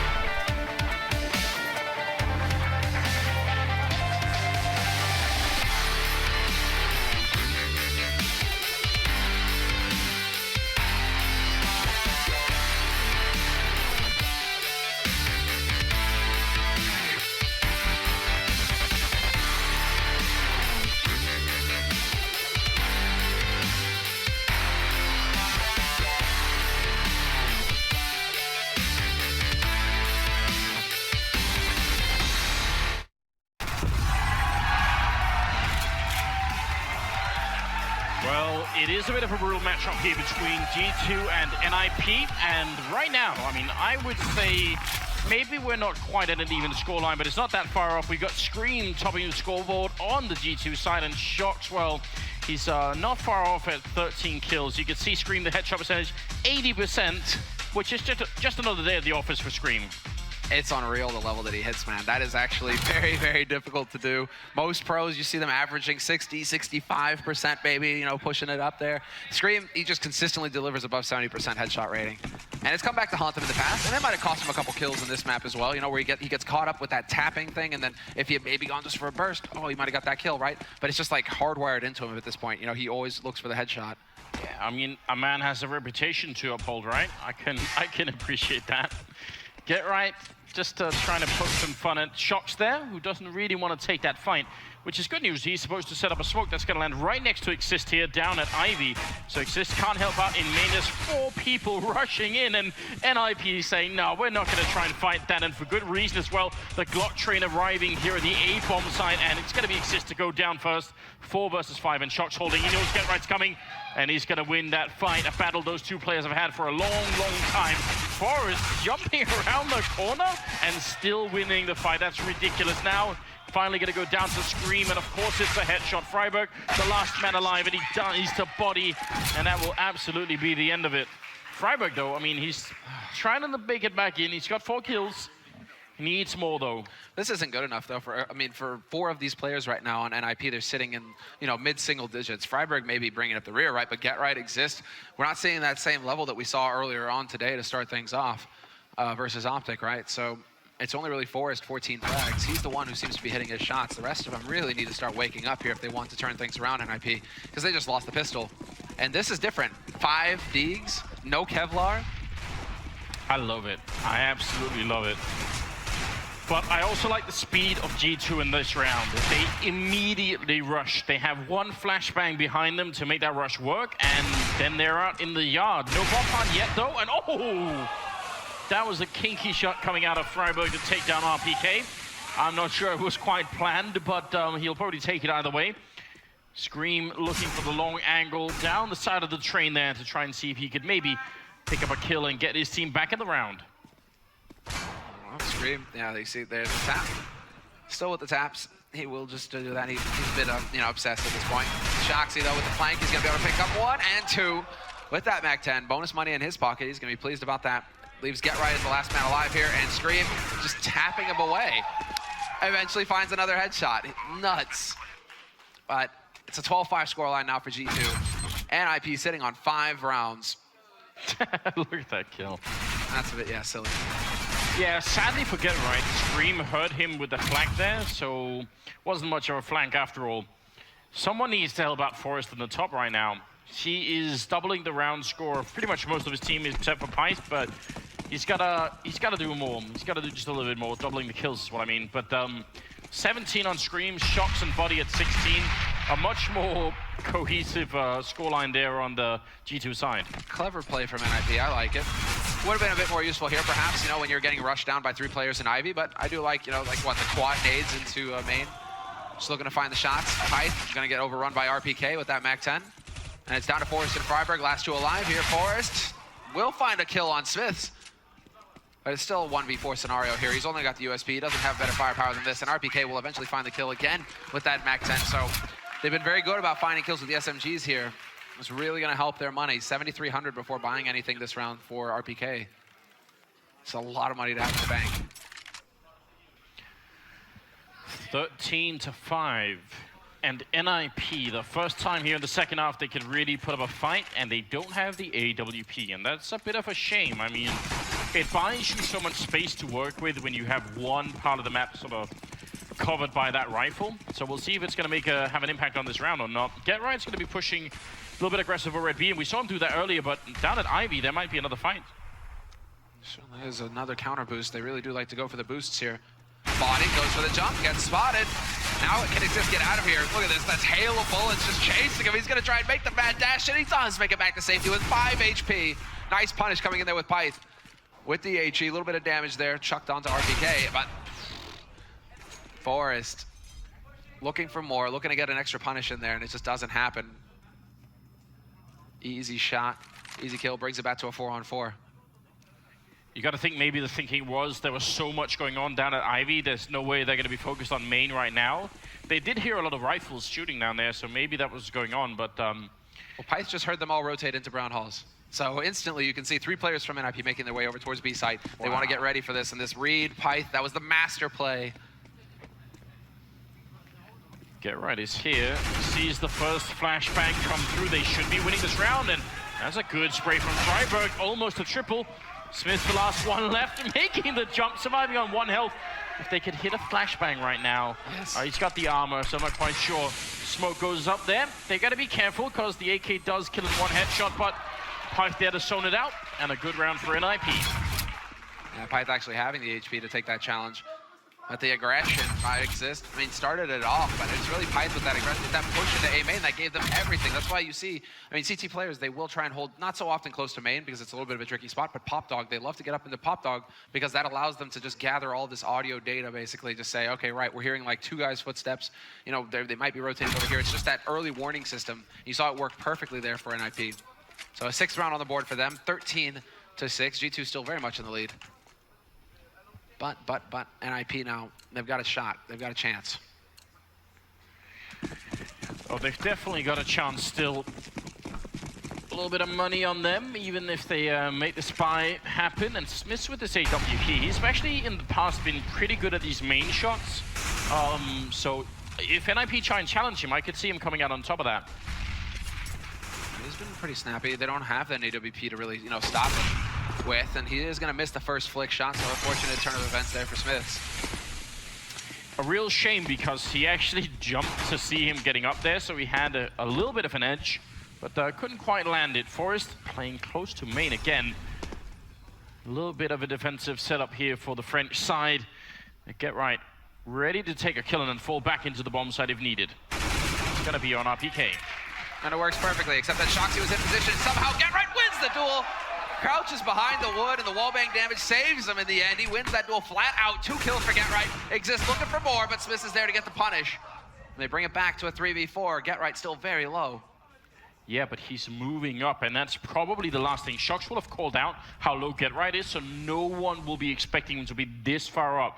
Scream is a little bit paranoid, but this is a very, very good play from Get Right. It's so counterintuitive that there's a real good chance they're just going to be walking in and feeding him a kill. And if he can just trade 1 for 1 right now, Get Right, then that's all they need. He has the bomb as well, 30 seconds left. They need to go. And he's hearing these footsteps as well, so he's trying to communicate to his teammates a little bit of information. They're going to stay solid. Freiburg way back in CT spawn, could rotate over quickly to help Get Right, who is currently hot on Scream's heels. 15 seconds left, and Scream hits the headshot on Forest.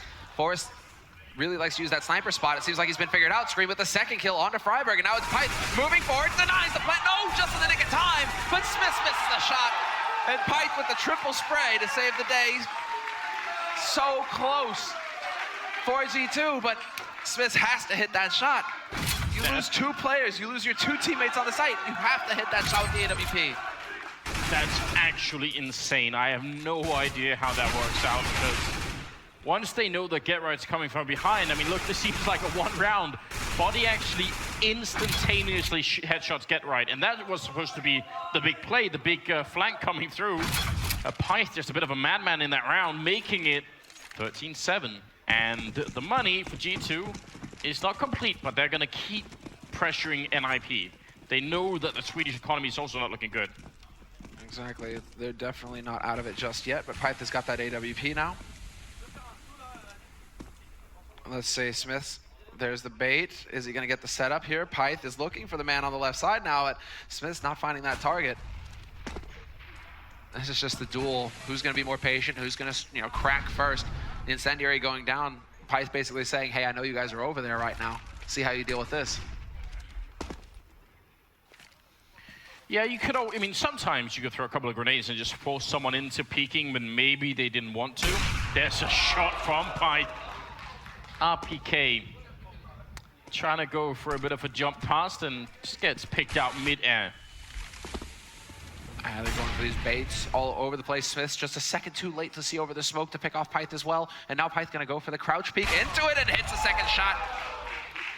Must think he's going duck hunting right now. Both of those were mid-air. And he could get the peek as well onto Exist, who just keeps dancing around the angle. Shock's not going to find the kill. Instead, Freiburg takes out his teammate. Eventually, Shocks will do it, but Pyth is there to save the day. And it's just going to be Scream now in a 1v4. NIP, they're well on their way to running this back now. Oh, is this impressive? Scream, he still could do a lot in a round like this. NIP have not had many survivors in the previous round, and the Scream can make sure they don't in this round either. That's going to be big.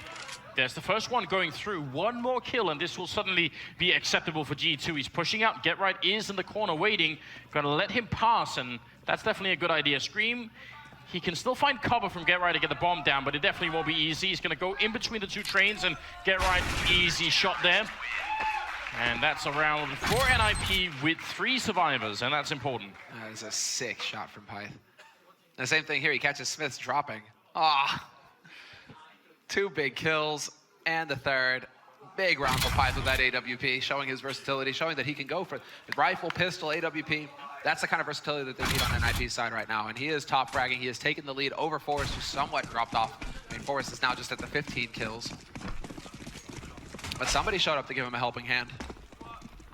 Yeah, and that's really important. You see the difference it makes for NIP. Suddenly, they can put up a fight against G2 right now. We have a 5-round difference between the two teams, and we're going to see if they can bring it all the way back here in NIP. That's certainly going to be really heartbreaking for G2, who have done a lot of work here on train already.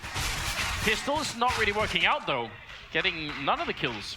Actually, Scream, helping out a little bit there. Shocks and Body, the guys with Deagles at the end of Valley. Exist will have spotted out both, so that's all the information NIP need at this point. And they already have the flank coming in towards T-Spawn. They'll find that bomb in a minute as well. And that's actually Forrest who's going to spot that out. So pretty much 100% round for NIP at this point now that they have bomb control. So it's all on Body now with 5 HP and a dream. Can he get the 1, Deegs? You say that in plural. I feel like that's too much. Maybe just the 1.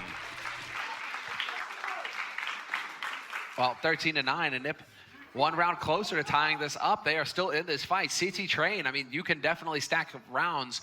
And if they get close, if G2 pick up a round, it's not the end of the world. NIP will still be within striking distance. And so this is still G2 investing everything in this round after that round of Eco. That was the plan. No bank left. But NIP still just rocking the single AWP. I'm a little surprised about that, actually, because you could go for Pyth with the AWP, sure, but then why not have Forrest as well? Maybe it's time G2 just try for something default, something real simple that they've tried a lot of times and see how NIP react to it. Get Right, gonna be right in the smoke on the other side, and he did this earlier in the day against OpTic, and it's still working. Shock's gonna end up going down. That's so deadly as well. That battle between the two legends. It's all about the mind games. Not many people are gonna say that they want to, take on Get Right in mind games like that. Not a good time. So G2 are in fact going to try for a very common play here, which is going to be the smokes heading into the A bomb site. You see that whole wall of smokes going down, covering off the train, see if they can get the bomb down on the other side. They're already out. This is a very, very quick bomb plant. You don't always get a chance to do that, but get RPK as he's falling back. He ends up going down to Freiburg. That's an excellent shot. Oh, Body going to be taking out Forrest, and it's a 3-on-3. They are managing to bring it back here. Freiburg dancing around on the train itself, but he's going to get flanked. Caught out by Body, who only has the 10 HP. Still another kill. Exist will finally track him down. But Smiths and Scream are still here to guard this bomb, and Get Right's been smoked off, and Pop Dog is finally going to clear him. Maybe even Scream is going to find the long distance spray, and it's all on Get Right now, only to die to Smiths.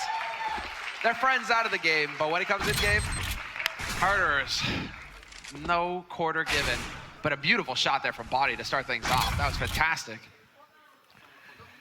Yeah, and that kept them in the round. He's also top fragging at 21, tied with Scream at the moment, and that's going to bring G2 up to 14 rounds. Now, here is a real change for NIP. It's the auto sniper. So we got 2 M4s, 2 Max 7s, and an auto sniper. I kind of like this play. I haven't seen this in a while, right? And then it's not Get Right using it, but look at this. No fear from G2. Straight out, power onto the site, and Exist trying to get the line going. He's got open ground. He can spot them, but the flash forces him to change it up, only to go there and find Body.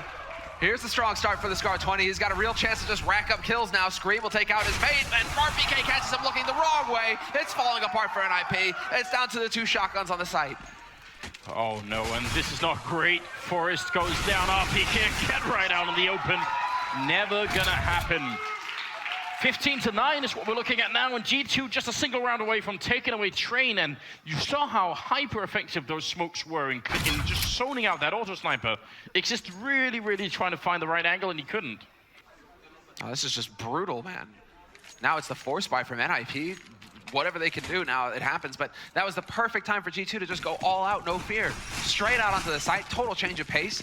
NIP just weren't expecting that aggression on the A site. You can see, Exist just wasn't in the right place at the right time. And now they could go for more as well. They are leaving the one. That's Shoxy, of course, the lurk. Gonna be playing over by Ali, trying to draw some attention over here. But in the meantime, his mate's ready to clear out Brown Halls, looking towards that B site. Not going to be easy for NIP to try and get back into this round here. I mean, if they run into the scout of Python, maybe. And I think as a result, you see NIP going for a bit of a stack on the B bomb side, which makes a lot of sense. Yeah, 3 players there. They seem to be sensing it as well. No spot there from Exist. He's looking towards Ali. He's not seeing anybody there. And so this is Get Right. Perfect range here with the CZ75. Oh no, he's going to get caught with the nade in his hand. It couldn't be worse. That's the beauty of CS. Timing is always there to wreck you. Shoxy will find Freiburg, so the flank is down, and Scream will take Forest off of the B side itself. So it's down to Exist and Pyth, and it's just not going to happen. It's all to Exist now, 1v4. G2 looking like they're about to wrap this up. They have all the time in the world as well. They aren't even feeling pressured. They're not even looking for the bomb. Wow, what a performance here from G2. Exist going to be going down. Scream with the triple, and it's 16-9 in favor of G2 Esports over NIP on Train. That's just a very, very impressive performance, and I mean, they started off well, a little bit shaky somewhere in the second half, but at the end of it, they managed to close it out, and that's obviously very important. And NIP, bit of a strong start. I mean, yeah, it's good. It's fitting that they show the exit sign there, you know, because the hopes and dreams there for NIP to get a clean group run, right? That's 6-0 gone out of the studio. Well, before we go into a second map, we do have to check in with Chris Puckett to see what he has to say.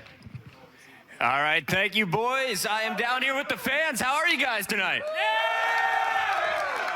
We got Captain America back here. American flag's in the front, but I want to talk to you, my friend. What's your name? My name is Justin. Justin, where are you from? I'm from here. From right here? Yeah. What do you think of having CS here in Atlanta? I think it's great. I'm a new player. It's a great opportunity to learn from the best and see how they do. Well, we definitely got some of the best here on the stage. Now over here, we have a new player on my left, an old school guy, a 1.6 guy on my right. What do you think about this series? I know you said rip skins as soon as that game finished. Does it hurt more knowing that you lost your skins or having to watch it happen here in person? I think it hurts more knowing that I keep betting on the same team each time, but still love you guys, Nip. Well, Nip, they lost game 1. Do you think they can pull it back game 2 here? I certainly hope so. All right, well, guys, if you want to come hang out with us here in Atlanta, all you got to do is go to e-league.com, get your tickets, come hang out in the audience, and watch the action here in person. For now, though, we're heading to a commercial break. When we return, it's time for game 2. We got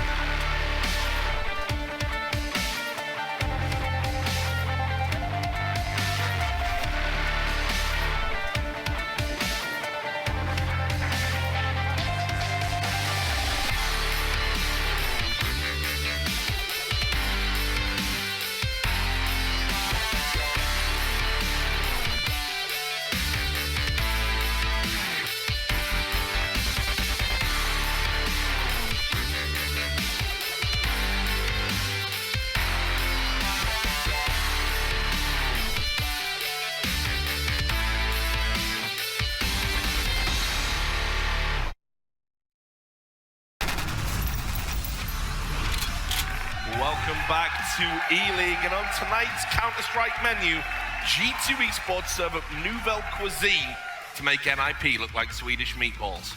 What did you make of? Wow. Whoa, watch out. I like that guy. Hostile crowd. Like, come on, guy. Mo's supposed to be the bad guy. It's not night at the Improv, all right? You don't get to shout things out. This is my desk. Anyway, joining me on the desk, we have got Mo and Moses. What did you think of that one? It's surprising that it happened because of how they played earlier, but G2 seems to just find their format in Snip always. They seem to have a field day with them. Just starting off, they lost pistol, get right aced. You thought nothing could go wrong, and then they came back, screamed 2-1 leads to open up the round, and then they just, they didn't even invest anything really into that round. Yeah. Right after I got done talking about the NIP strengths of not losing the anti-4, and it's now 2 on train that they've lost in this one day. So G2 just responded right back, and a solid first half. But they also capitalized in the second. Then they win Body that pistol round, and they don't lose the second after that after winning the T pistol. So that T pistol and the ensuing 2 rounds are so crucial to be able to get through. And one team was able to do it, and they're the ones that come out on top. Yeah, and everyone was on point for G2. We saw Shox as well picking up the AWP sometimes. He will do that from time to time. We've talked about the importance of a double AWP setup on train, but they just looked really in the zone for this one. And Scream, I don't know, I was watching a lot of the players' faces while they play, and Scream looked so zoned in the entire match. I could only see his forehead and his eyes just fixed on the screen, even when they were up 4-1. So he was, and that usually headshot percentage isn't a big deal to me because it doesn't mean much. But to with Scream, it's what he's known for. Yeah, it's what he's 84%'s insane. He was called the headshot machine, the human aimbot. They talked about his one-taps. They did talk about his one-taps. They had that one round earlier today where the one-taps were looking a little off. But this game, that was the big thing we said. It was the G2 that we saw against Selfless was not going to beat NIP. This was a completely different team. Which was fully confident, aim-wise, everything they did. They didn't even really seem to outthink NIP. They just seemed to just purely out-frag them and outskill them. Well, there was one sort of ray of light, I guess, for the series, and that was Pitt. Everyone's calling him Pyth. Pitt. He gets very upset about that. So it is Pitt. And you can see here, I thought he had a really solid map, and he came alive when NIP needed it. Yeah, he's sneakily become one of the huge impact players for this team, and because all the focus is always on get right and force. But this guy, even at Malmo, had some very good games. We're seeing him now. I don't know what this trend is with riflers who have started picking up the AWP and being very, very effective with it. We've seen it with the Soma Stewie. Yeah, now it almost feels like, and even Force does it at times with NIP, but you almost feel like you don't need to have a dedicated AWPer. You just have to have a rifler who's competent with it. I definitely think so. Yeah, now more teams are going towards the path where they don't have a pure AWP. They have players that are insane with rifles, and then they could use an AWP at a high level when needed. Well, you were talking about this in the green room, actually. Come on, let's get a bit of the magic in the green room out on the broadcast.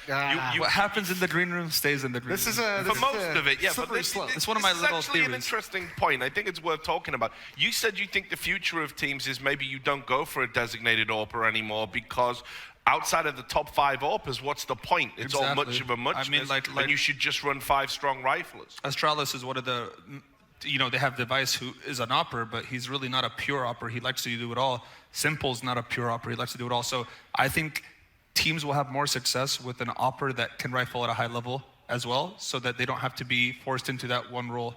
I think out of his mind? No, I think that's the key to that kind of argument is saying the economy game, where you don't have to worry about always having an AWP in this guy's hands. Look at a team like CLG with JDM, where he needs to have an AWP to be effective, and that's actually a crutch at times when they don't have a strong economy. When they've lost a couple of rounds, he's relegated to a pistol instead of even a rifle at times because his rifle isn't that strong, and that puts him into a hole. So it's not necessarily take a rifler and put an AWP in his hands and see if he can thrive under it. It has to be someone who can actually AWP. It's just that they're maybe even better with a rifle. So just a quick few thoughts. Is this a matter of mentality now for NIP? We know they've struggled against G2. I wouldn't say it's mentality. I know these guys, their mentality won't affect them. I think they can bounce back in map 2. I agree that they can bounce back, but it seems that G2 just has it out for NIP. No matter when you saw it, they were 1-3. NIP was 1-3 against G2, and now it's 1-4. So maybe it's a confidence factor on G2's part where they just play like a completely different team only against NIP. Okay, so I'm on the fence on this one. We'll find out if they can turn it around after this short break.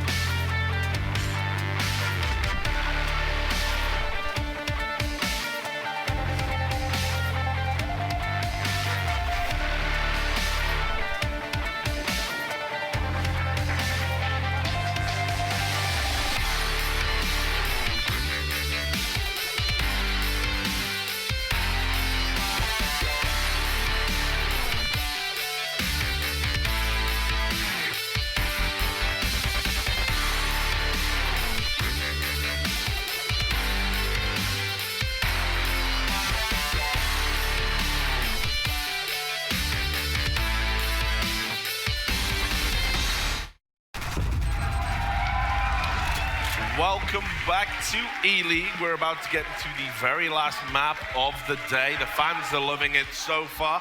G2 Esports versus Ninjas in Pyjamas, a clash of the titans. That was you like good. The one? You like that? That was a reference okay, game button. Okay, yeah, thank you. was good. That's for all the people at home. Anyway, I don't get it. You can see we've got our head-to-head here in terms of all-time records. NIP, very good on this map. You can see G2 Esports, no slouches, but the win margins aren't as good. So some quick thoughts before we get into the game. Who's going to take this one? I mean, I said before we even got to the segment that I thought G2 would be able to take Dust 2, especially after seeing on Train how crisp that aim was from guys like Shock Scream. One thing we always bring up on Dust 2, which has been a little bit less true of late, but I feel like it needs to be brought up, is that this is a map that Smiths, as an opper, is usually... This one is better map. It's his best map. It's usually the map he does deliver on. The North American Adren, as we like to call him. As you like. Don't lump me in there. Okay. No, but he definitely does have a good feel for Dust 2. All right, well, we'll see if you're right, gentlemen. We're ready to go. I still think Nip's gonna win. Okay, that's great. So hang on. So you hype it up one way, and then you throw the curveball in. You're ridiculous. Anyway, let's do our map fight. This is Dust 2. I'm sure you know it. Take it away, Anderson Sembler. You just never know about this Mo character, do you? All the time trying to put us off, but we are going to head into the game here. It's Dust 2 between G2 and NIP here for the final map of the second week of ELEAGUE, well, first day at least. We've got a bit of a, I think, brawl coming up for us there. Now, I don't think NIP could be satisfied with losing on Train. What do you think, Semler? No, I think that's definitely going against the plan here. I think that they were confident going into that map. It should be their turf, and well, they should be good going into Dust 2 as well. And this is a fine start. Pyth with a double headshot, all 3 headshots, including exists. And just like that, it was going to be a very quick A split coming in for G2, but it all grinds to a halt when they just basically drop 3 bodies in the blink of an eye. And the bomb out there too, so just not the best start at all. Smith, what a comeback here, looking for more, but he's not quite going to get it. If he could have got the kill on Freiburg, maybe it would have bought time. Scream is still left. He's got a minute and 15 seconds to find a lot of one-taps. And with the Glock, I mean, it's significantly more difficult, but let's not count him out just yet. I'm hearing people in the audience saying, let's go Scream. Now, just about a minute left. He shows himself. Now the game is up, and Freiburg, yeah, not taking anything for granted there. Not taking any guff. Not going to happen, Scream. This was beautiful work from Pyth, though. And well, Smith's Raid Boss, well, not even Raid Boss, he just had the Tech 9, so I mean, no Kevlar to back it up. That is not going to pan out one bit. G2 not really hesitating here going into the second round after that pistol. NIP will be going up to SMGs and rifles. G2 will be going for the Force Buy, and even Smiths will be buying up with the Kevlar. So that's interesting. You would expect to see him prioritize that AWP. Oh, can you hear it on the wind, Anders? YOLO. It's about to happen. B site, full MM. Let's go. They have armor and they're against SMGs. This is not such a bad idea, although Get Right is behind as well. Maybe trying to see if he can do a little bit more. Flashing out to check into the middle there, being a bit careful here. The crossfire of SMGs, I'm not entirely sold on this, but a great start with Forrest. Picking up that 1 kill, falling back in. Wow, not a chance. Great defense. Woo. That was sick. And now it's all on Shocks. He's gonna get the headshot on Get Right. Making it interesting, but Exist is there to save the day. But what a hold from Forrest. He could have been overrun just at any point if he misses any of that spray. But a great flash, actually. That's the difference maker right there. He goes in at the same time as the flash, and so he's able to pick up 1 kill for free. Stops the rest of NIP just swarming over him. Call me a new. That's right. Come on. That's Freiburg. I understand, Svenska. Yeah, you should. You've been living there for like a good 4 years. I mean, it's time to pick up on some of that stuff, right? I'm so bad. It's shameful. Well, I don't blame you. I could probably learn it in a couple of months. Yeah, but you speak Danish, so it's cheating, you know? Like, yeah, everybody speaks like perfect English in Sweden, so really. Yeah, there's no need, is there? I speak English when I'm in Sweden. I don't care. It's going to be a quick trade here. Get Right and the Smiths both going down.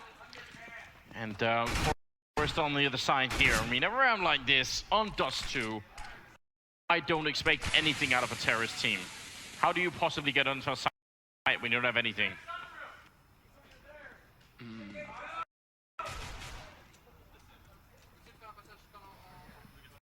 I love it that when we leave the mics open, I can actually hear G2 talking, so I can It's like, yeah, okay. Get some of that info going. They do pick up a little bit of noise. You're right. Yeah. Shocks and Body and Scream, actually. Everyone's showing up right now on the catwalk. Exist, he could have just a wonderful time getting some eco frags in here, and they don't even have a lot to punish him with.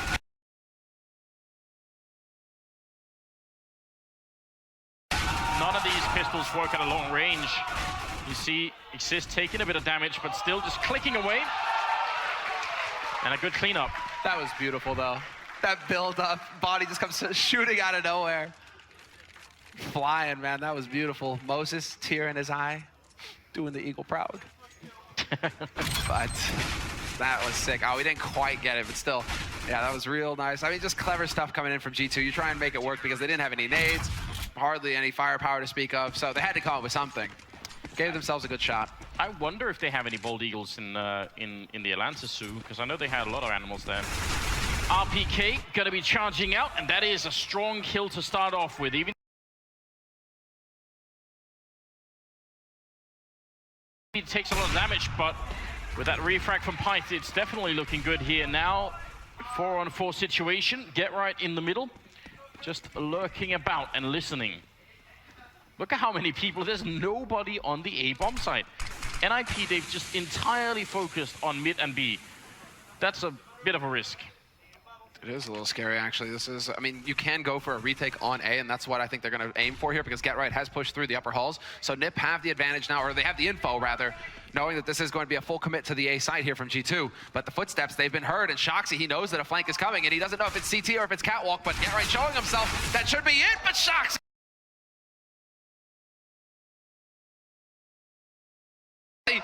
puts his foot down. 3 kills for him. And a man advantage now for G2, but that incendiary is going to make things a bit hot and bothered over on the site. Wow, Freiburg taking out Scream. And look how low they are in health right now. Smiths and RPK, they don't have any more tools to get rid of NIP. No Molotovs or anything like that. Smoke gonna go up to cover in, and now NIP trying to get a bit closer here. Smith's looking for a headshot, but he has to look both ways. And RPK, the bomb is planted for him, but in the pit with just an AK, not a great position. Trying to click away right now, and he's not winning this fight just yet. He needs more kills, and there's the 1, 2 seconds left. Freiburg, he's holding it down, and RPK, 1 second too late. NIP gonna win the round. Ali. Nice, Freiburg. I like it. I love it that, you get some smack talk coming out. It's not every day that we get the teams, able to, well, they obviously can't hear each other, but Freiburg just messing around. Still, this is the kind of clutch that really is going to get NIP fired up. And Freiburg in particular, Freiburg was struggling on train. Now he seems to be the one leading the charge here. 5-0-1 for him so far on the frags. But a 4-0 lead for NIP, and well, G2, they are going to go for the Force, and they were looking to try and get a turn of speed going here towards the upper halls, but Force just not going to mess around. He puts the smoke up immediately, and so G2 now, they kind of move back into a default, although they are very fast out into mid. I love this change of pace right now. It's going to be so hard for NIP to stop, and first kill going in, Forest, and then Get Right, and both of them at the hands of Shox. And yeah, as we could maybe expect on a map like Dust 2, if you lose that B bomb site and you're 2 men down, you're not going to try and retake it. Woo! Jaguar's in the crowd. He snuck in somehow. Freiburg, Exist, and Pyth still alive here for NIP, but you're right. They aren't going to go for the save here. They're so far away. They were not expecting such a quick split to come out from G2. And that really was fast from G2. Straight out through the mid doors. No presence there from NIP to put a stop to it. They were out and, going onto the site before NIP could react. So very well done. Despite Get Right really trying to put up a bit of a fight there. That was cool with the underhanded Molotov. If he'd had like a half-second more, he would have been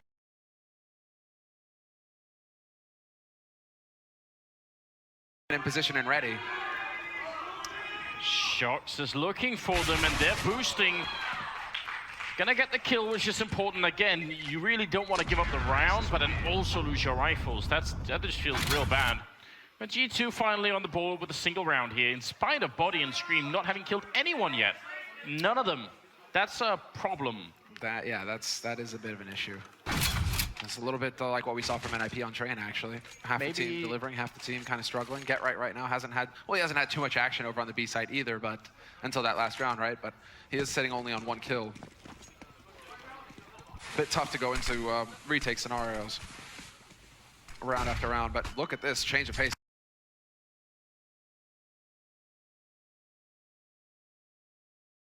Here from Scream, straight out onto long. And he's gonna get the headshot opening, just snuffs Freiburg. Pyth waiting around the angle. Has no idea if he backed off, but he does seem to have, well, he does seem to think that he's playing from behind the hedge, but unreal. Finally. Oh, get right. That could have brought the round back. He could have got the second kill then. He's going to flash his way in. C-set 75, and he picks up the kill. Oh my God, get right. Someone put an end to this madman. It's now Shox walking in here. Get right. He's finally going to be going down, and there'll be a one-on-one here. Versus Exist on the outside. Shox not playing the bomb just yet. He wants to go for the peek, and that's a great plan. G2 going to win the round. But look at the level that Get Right is showing us here.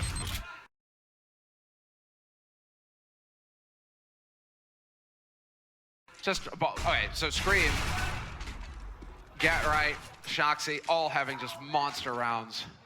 There's the frustration from Pyth for sure. Not gonna be pleased about how that turned out. It was so close for Get Right actually bringing it back, but at the beginning, I mean, what was that from Scream? Those are not easy shots to hit, but he made it work.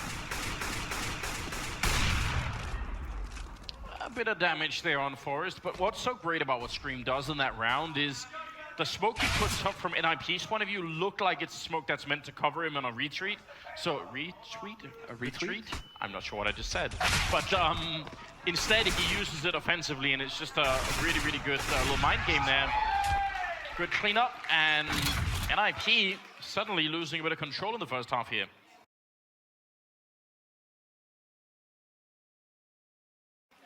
It's like Shox and Scream. We used to look to Smiths on Dust 2 to be the standout French player, right? Where he just used to be able to hit this level. Seems like Shox and Scream, though, they just come into their own here on this map as well. Shox in particular. Monster players, both of them. But still a round lead here for NIP. After the round of eco, though, now they've got the rifles, and Pyth is going to be the one going to the AWP right off the bat. Shoxy looking to get the gap shot, but it's not going to happen. And while G2, again, straight into Upper Dark. 4 players here ready and waiting. Yeah, maybe just to see if there was going to be a smoke or not. If they forget to put up a smoke, maybe the AWP of Shox can sneak in there and find a kill on somebody. Right now, still plenty of time for G2. They really, this is not sort of a default setup, right? They don't have that much map control, and they could try and split B really quick here, and especially with that kill coming through. Follow-up, maybe? Forest way out in the open, and they're going to push up behind him. This is a horrible position to be in if you're Forest, and he just straight goes down. Exist too late as well, and he still tries to go for it. Shox practically stomping on Pyth's head. This isn't Super Mario. You're not meant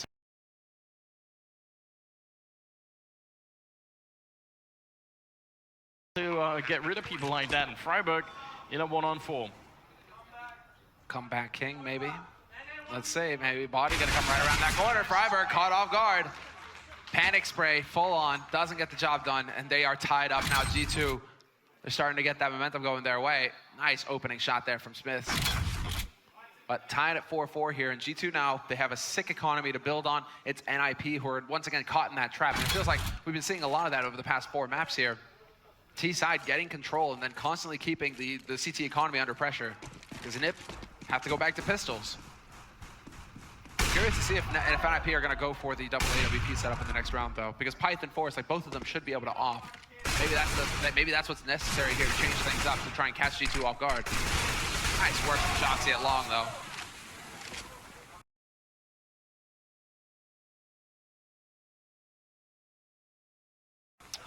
I feel like at this point, Shoxy has just lost his mind. He's just not gonna quit, it seems. Right now he's at 13-0-5, and we're in the 9th round. We're in the middle of the 9th round.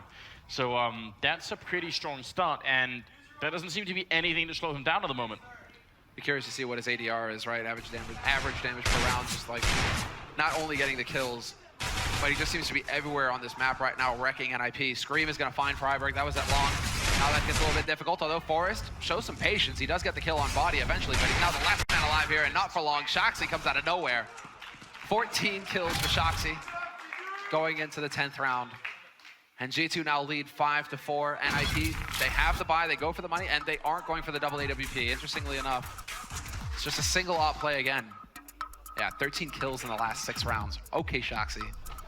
I don't know what that cap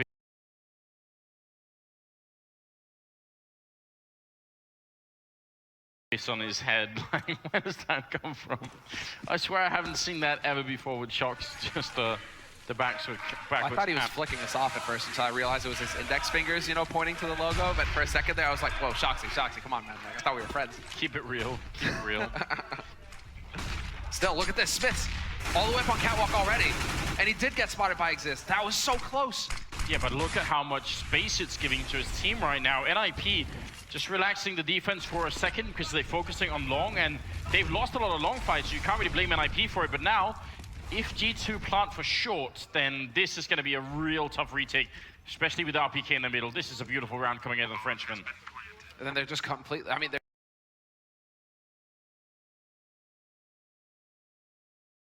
just changing the pace.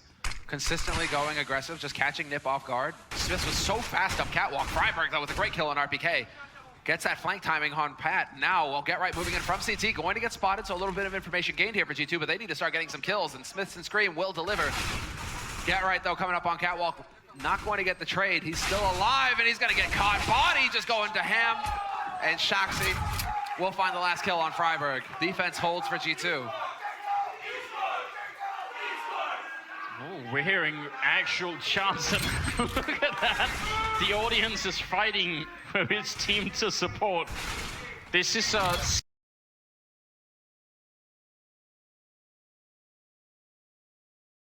6 rounds straight for G2, and that's terrifying for NIP. Oh, NIP right now, they're looking for somebody to guide them out of the wilderness here. They're all sitting low single digits. Nobody really stepping up apart from the flash play from Get Right that we had on that B site, right? We're not really seeing anything huge out of them so far. Shoxy once again, long house, and they're laying a trap. And he's gonna get caught. He does take Exist with him. But Python Forest, they do manage to trade the kill, and now they actually have an AK to work with here, Pyth, so we'll see where he decides to put that into play. It's good to be reminded that Shox can actually die in this game. I mean, that in itself is something. Freiburg trying with the scout, with a jump shot, does hit Scream, and another tag coming through. He's doing a lot of damage. Look at that. If any of those shots had been on the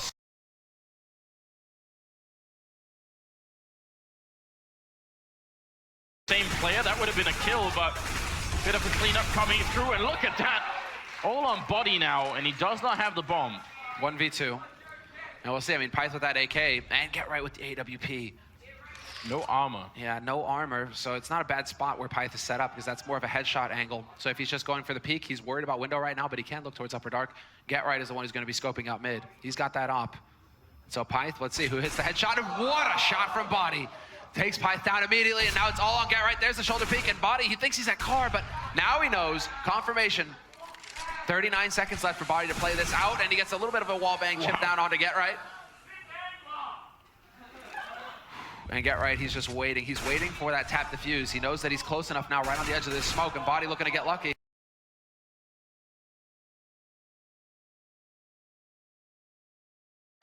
Not quite gonna find it, but Get Right playing right on the edge. And he gets it. Body spots him, though. What a save! And Get Right with the run and gun. Headshot with the CZ. 3 kills in the round. The absolute ridiculous level of intuition on a play like Get Right. It's so hard to make a play like that. And the damage that Body did through the door was actually really significant. That almost got the kill. But he's playing right at the edge. It's such an incredible play. Yeah, high level of Counter-Strike being played. That finally gives NIP a 5th round here. And Smith's pushing out on long, and looked like he maybe could have got that shot home. That was so close. And now, well, Forrest is going to be the duel, and Shoxy's waiting with the AWP. There's the opening they were looking for. Get Right's going to get that flash down, but RPK turns the time, and RPK opens up the site. It's down to Scream with the duel versus Exist, and Freiburg catches out Smiths. So we could have a 3-on-3 retake on our hands here, because Body's only just now rotating over towards the side, and he could get cut off by Exist. Oh yeah, there's a bit of a timing window right now. Exist not quite buying it. I feel like that's one of those fights in the middle there where Scream would have won if he had sprayed. But, because that AK does so much more damage through the door than the M4 does. Either way, 3-on-3 for the retake, and Body has a Molotov, and that's a really important key here. A big tool in the defense.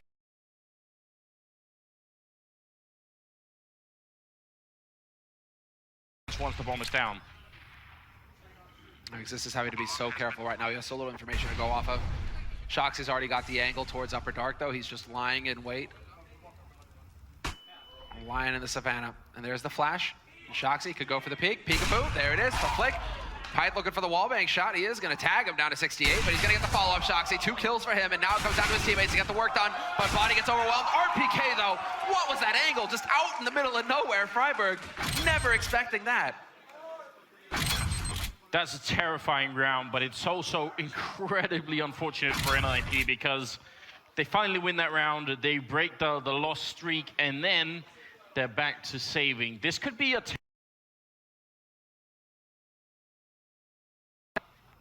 No doubt about it. Considering NIP can get that lockdown, they do have the tools necessary to get the lockdown on CT side. Coming out that far ahead on your T side, that's a feel-good moment. And well, Scream is looking for his one taps, and he's still tapping. This guy's insane. Pyth will be able to get the trade, but Body, he had Scream's back. And now it's Freiburg and Get Right, last 2 alive, and well, Freiburg's gonna get spotted moving through mid. Get Right with the delayed flash. See there. Yeah, there we go. Nearly the full gamut, you know. He had the tap, the burst. Now he just needed the spray on the last guy holding the angle. It could have worked out. And again, we should stop and reflect that the only person well, I mean, Shox has got 20 kills, and no one else is even breaking 10 kills here on the G2 side. He is just carrying this team to a very good first half here. Body out in the open at long, and he's gonna win that.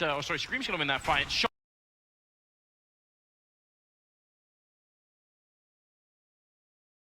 Also taking up Pyth, and Scream following up with even more kills. So this 14th round absolutely falling apart. And Shoxy, that's 22 kills, ladies and gentlemen, in 14 rounds. He's going into overdrive, man. It's been manhandles the opposition. 9-5 going into the 15th round. And well, it's the force buy from NIP. Obviously, their economy is broken. Did Scream get that blind? Yes, he did. The frustration, yeah, you can see, man, evident. NIP are not happy right now.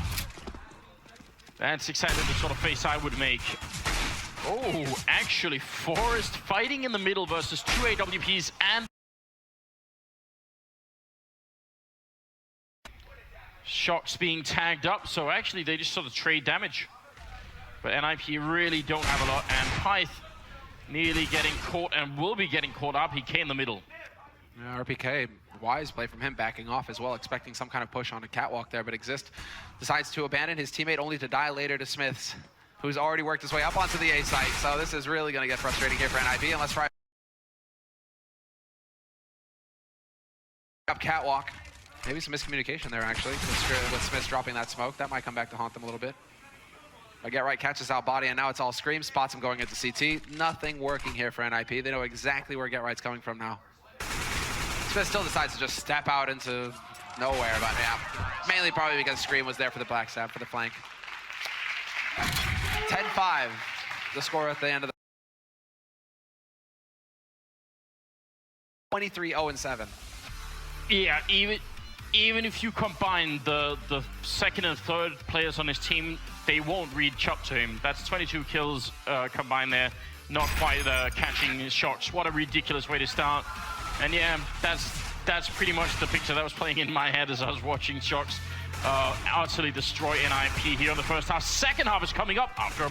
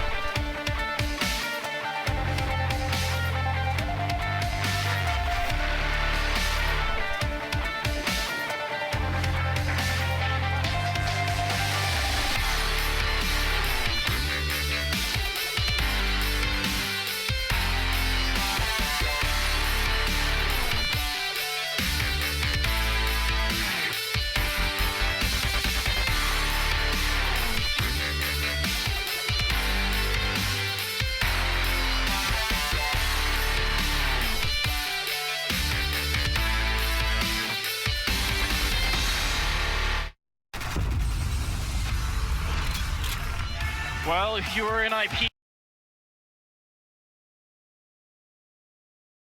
he has absolutely, if anything, he stepped it up. He's got 23 kills in one half of this game. And G2, I mean, I don't know what it will take to stop Shox right now. Tell me, what will it require at this point?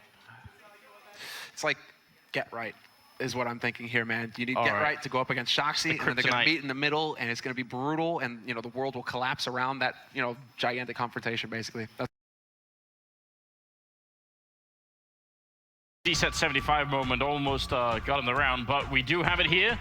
Freiburg against Shox. Shox with a 3.3 kill death ratio. Please make it stop. Nearly a 60% headshot ratio as well. That probably got brought down because he started using the op towards the end of the first half. But yeah, Shoxy, it's the Shoxy show, and we're going into the pistol as well. This guy's a nut when it comes to the pistol round. Just a monster, and we'll Pyth and RPK with a second kill, making all the difference. NIP, they wanted to just power out onto that long sight, get up onto A, but it's just not happening. RPK, you just can't kill this guy. Finally, they tag him. What was that? And now Scream is coming in from behind. Then he's got Body there as well. They are sandwiched in. The bomb is down as well. Third kill for RPK and Freiburg all alone, and he's hunted prey right now. Oh no, they're going to take him out. Scream shut down and unable to actually pick up that kill on RPK. I don't know what kind of dance that was, but somehow he managed to just get the steps in right. You know, maybe it was, you know, just without the rhythm. Didn't attract the worm, is that it? I don't know, something going on there. 11-5. 11-5, and well, this is a shame. And well, do what NiP weren't able to actually do, which is get a total lockdown on that CT side. They have the start. They're going heavy on the SMGs to begin with, though. And with no bomb plant, I'm a bit surprised to see them go for that because, yeah, get right. Laying a bit of a trap. Instantly lights up Shoxy and Smiths, both taking bullets to the face. Scream looking to get in here to avenge his fallen mates. And maybe it's going to happen. He's got that MP9, and there you go. Instant shot. Great spray transfer onto Forest as well. 2 kills just like that. And well, G2, they continue to show no respect. Shox going to be picking up a kill in the middle in spite of being on very low health and exist. He's going to end up going down. Good round there. And that will make it 12-5. Something's got to change right now. That's just monstrous. 12-5, yeah. And I'm wondering if NIP, do they decide to tap out, take a timeout going into the next round, into the first buy round of this half for themselves here? They still have access to their timeout, their tactical pause. They haven't used it yet. So we'll see. But look at this. Scream, man. All right, let's go. Let's party. Turns out if you run into 3 guys and they see you coming, it's good. Well, and they are just trying to, well, they're trying to close the trap here onto NIP, but it's not happening. NIP, they managed to fight their way through. Shoxy might be able to make it there just in time. Gets that flash out, it's perfect. And Shox, the follow-up as well. The wrecking ball, but it's still a 1v1. Oh, Smith's coming in to close out this round. It's going to be a headshot on Exist. I mean, a bit of an expensive round there. And I think G2 just feeling it so much. But at 13-5, you can't blame them for being a bit giddy here. Oh, Smith's a bit disappointed he didn't get both MP7 kills, I guess. More shame. Just 26-1 and 8 though for Shoxy. Do you think in the next, I mean, if they clean sweep this, right, G2, he gets 4 kills and drops to 30? Yeah, I think he doesn't look like he's gonna stop right now. He got that ace in the pistol. He did sort of cool off a little bit and relax, and this time there seems to be just no stopping him at all. Smith's also playing on the CT side with the AWP is a real strength for him, and it always has been. So that's something to take note of. It's like Smith is just 50% better as an AWP or as a sniper on this particular map. So something to always look out for. He figures it out. This is okay. Even Body. I mean, all 5 of them, they've just hit this level right now that NiP can't seem to handle. Safe positioning there from Smith allows him to fall back without taking too much of a risk. And Shoxy was even there to double up, to back him up. But now that NIP have got cat control, the options are there. They can go into that B split if they want, try and work their way out through mid, or they could commit to the A site. And it seems like it will be A. All 4 players here, well, 4 players for NIP, soon to be 5. Him and Smith not gonna get the kill, and they're moving up real close right now. Shox is in a lot of trouble here, but he's gonna get the first kill, goes down to Freiburg. Great start for NIP in this round, and RPK down at long. He has to coordinate this retake with his team right now. A bit worried that someone might be coming from behind. Now they're pushing up into CT spawn, and RPK is moving up as well. Great shot from Pyth. RPK gets one body gonna be going down, and now 1-on-3, not gonna happen. NIP back in the game. Beautiful. And that was all about just pushing up. Smith not hitting the first shot, unfortunately for him. Shoxy getting spotted, so the element of surprise there. That's what Goose, that spot that's right above the A site itself, a lot of it relies on the element of surprise. You want to be able to just catch them as they're trying to run up the clear catwalk. They may be looking towards long, right? They've got their back turned to you. Going in there, so then like half the defense is figured out for NIP. They just get to walk up and, well, lay waste. Shoxy, though, catches Freiburg getting greedy, picks him off in suicide. And again, just all-out aggression. Yeah, no respect being shown right now. They're gonna have to earn it here. NIP Smith with a headshot on Exist, and that's not an AWP, that's a scout in the middle. So trading. They're still gonna be very frustrated at the moment. Forest looking to take a fight here, and Shox will win it. He doesn't even have armor, so any kind of shots on him here will immediately get him killed. But Get Right and Pyth, they need to get back in this game. That's gonna do Forrest's head in, man. Like he's holding that angle. He has to be thinking to himself, I pick off whoever comes around here. And Shox just casually strolls out into the open and pulls the trigger first. Pyth is gone, and it's all on Get Right now, 1v4. And he did at least spot, he has something going for him here. He spotted body going into lower dark. And that's 30 for Shoxy as well in 20 rounds. So absolutely ridiculous scoreline to be dropping right now. Get Right with a strong kill, and that will lead to a bomb plant here. They really cannot stop it. So 1 versus 4 clutch. In the default position, which is fine. He's not going to be running anywhere anyway. Down on long, which is a very open position, and that's going to be dangerous. They're coming out 2 people on long, and no chance. Yeah, no chance at all in that sort of scenario. RPK played it well, did not peek, did not show himself in CT spawn. And so it's just a guessing game for Get Right. He's hoping he gets lucky. He's looking at the right place at the right time when they come around the corner, and this time it just doesn't work out for him. So 14-6. They're going to get that AWP saved up on Shox. So Smith will have it in the next round. Shoxy doesn't need it. I mean, Shoxy, it's all good. Just give him a rifle, and he'll get work done. I mean, the fact is, this could well be the match that we end up with on television on Friday. Yes. These 2 teams are definitely very good, and NIP even closer. So I think they're going to go back to the drawing board and look at this. But right now, we're at 14-6, and the top fragger in NIP is Get Right with 15 kills, and Shox is at 30. So he's just doubling the best player on NIP right now. It's just so stupid. And Forrest has already gone down here. I don't know how NIP mentally get back in a game like this. I mean, Get Right getting tagged down to 12 as well isn't going to help things. Scream will eventually snuff him as well. So both legends dead on NIP's side. And well, Scream just controlled tapping straight onto Python mid. And they're just getting, well, torn asunder at this point. Shoxy, he hears Freiburg coming from a mile away. And it's match point now for G2. Smiths to start things off with the kill on Forrest. That was beautiful. I think he even spotted the man moving around in suicide there as well. So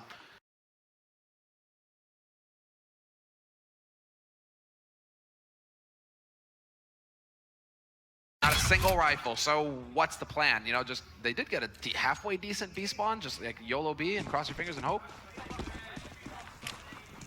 Ooh, Forrest setting up for a smoke, and again, Scream has been doing that a lot of rounds. You think they would expect it by now, but they're not quite ready for it. And look at the damage being dished out right here, trying to take the fight, and Scream will be going down, but he's practically taken 2 people with him anyway. Yeah, and Shoxy's already lying in wait. As they come around the corner, he should be in position to just pick them off, although Freiburg comes right around, rips him out. RPK, though, trying to follow up on it, not gonna get it, and Smiths, he's falling low. Exist flanks on catwalk. And just like that, NIP, they punished G2 for going over-aggressive in the end. And Shoxy, I'm surprised he didn't get anything out of the car position. Must have been Freiburg just pre-firing it.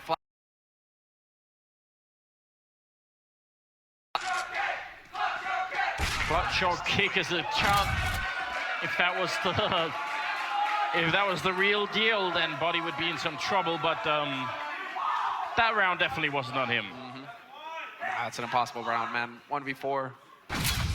You could ask that of Shoxy. Body still has to develop a little bit. He'll get up there someday.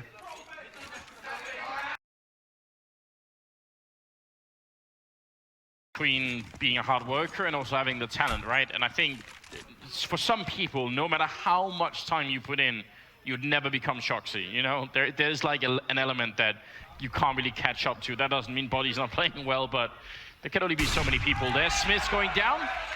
Forrest winning that early fight. Yeah, nice work there by Forrest this time around. He lands a shot, getting a little momentum going their way here.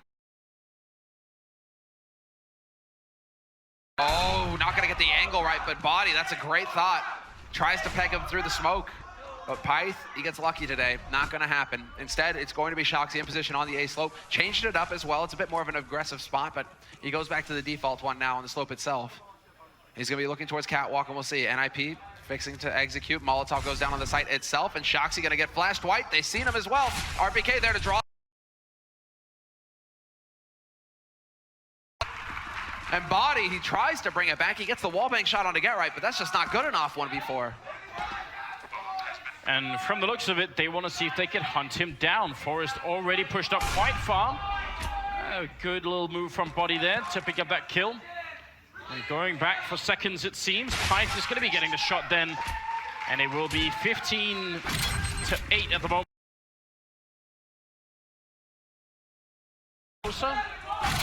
They've succeeded in putting them on pistols at least here, G2. So I'm thinking, well, I'm wondering if G2 are going to keep going for the all-out aggression here, or if they're going to try and stack somewhere with the pistols. Shoxy has just gone straight for the buy as well. They are risking it big here, G2. Deagles on a couple players, Body and Smiths, but then the rest of them go for the full buy, not messing around here. Body taking a lot of damage in mid. Freiburg not quite able to pick up that kill. But NIP now know that there are pistols on the other side of this map, so they should take that into account and adjust. Start tightening it up, getting that buddy system going. Two guys in upper dark, watching each other's backs. That's correct. That's the way to go.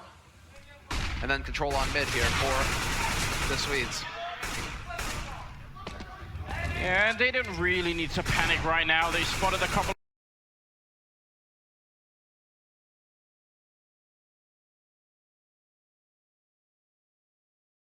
This is the correct play right now for NIP. Sit and wait. No need to rush in. No need to give G2 a way back into this round. Because now it's going to come down to G2 coming up with the hero plays. And, well, a headshot straight onto Pyth from RPK. That'll do it. Man advantage now for NIP. And they'll have to make up their mind where they want to go. But Shoxy still lurking around in mid. Not sure he did not spot out Forrest there, so that's a little unfortunate. But he might hear the footsteps of Exist with that late rotate over. Scream starting to rotate as well, now into mid. And Shoxy, he's going to be on CT slope to help out RPK, but it's all on RPK now to hold the line. He's going to be the first man to spot it, and there we go. One clean headshot. Nearly gets a second one onto Freiburg. Not bad right now for NIP. Should not be a way to throw away this 1 versus 3, and there's Exist to pick it up. Boza at 15-9. And another round of eco coming up here for G2. Well, I'm enjoying the pace here set by NIP. They really are taking their time with it. Very thorough stuff, just locking down portions of the map. And really the focus right now is for NIP to not allow G2 to get that aggressive push going in mid once again. Scream, he kept going for it. You can see waiting up in T-spawn with that AWP. Coming around the corner, it's Freiburg. He just holds that angle into mid. And then slowly you can start going ahead and taking over this part of the map. But they're just making sure that G2 can't get aggressive. It's only going to be Scream looking into Catwalk right now. That's I mean, the extent of it here for G2. And, well, not for long. Well, goodbye, Scream. Nothing more to do in a round after that. And,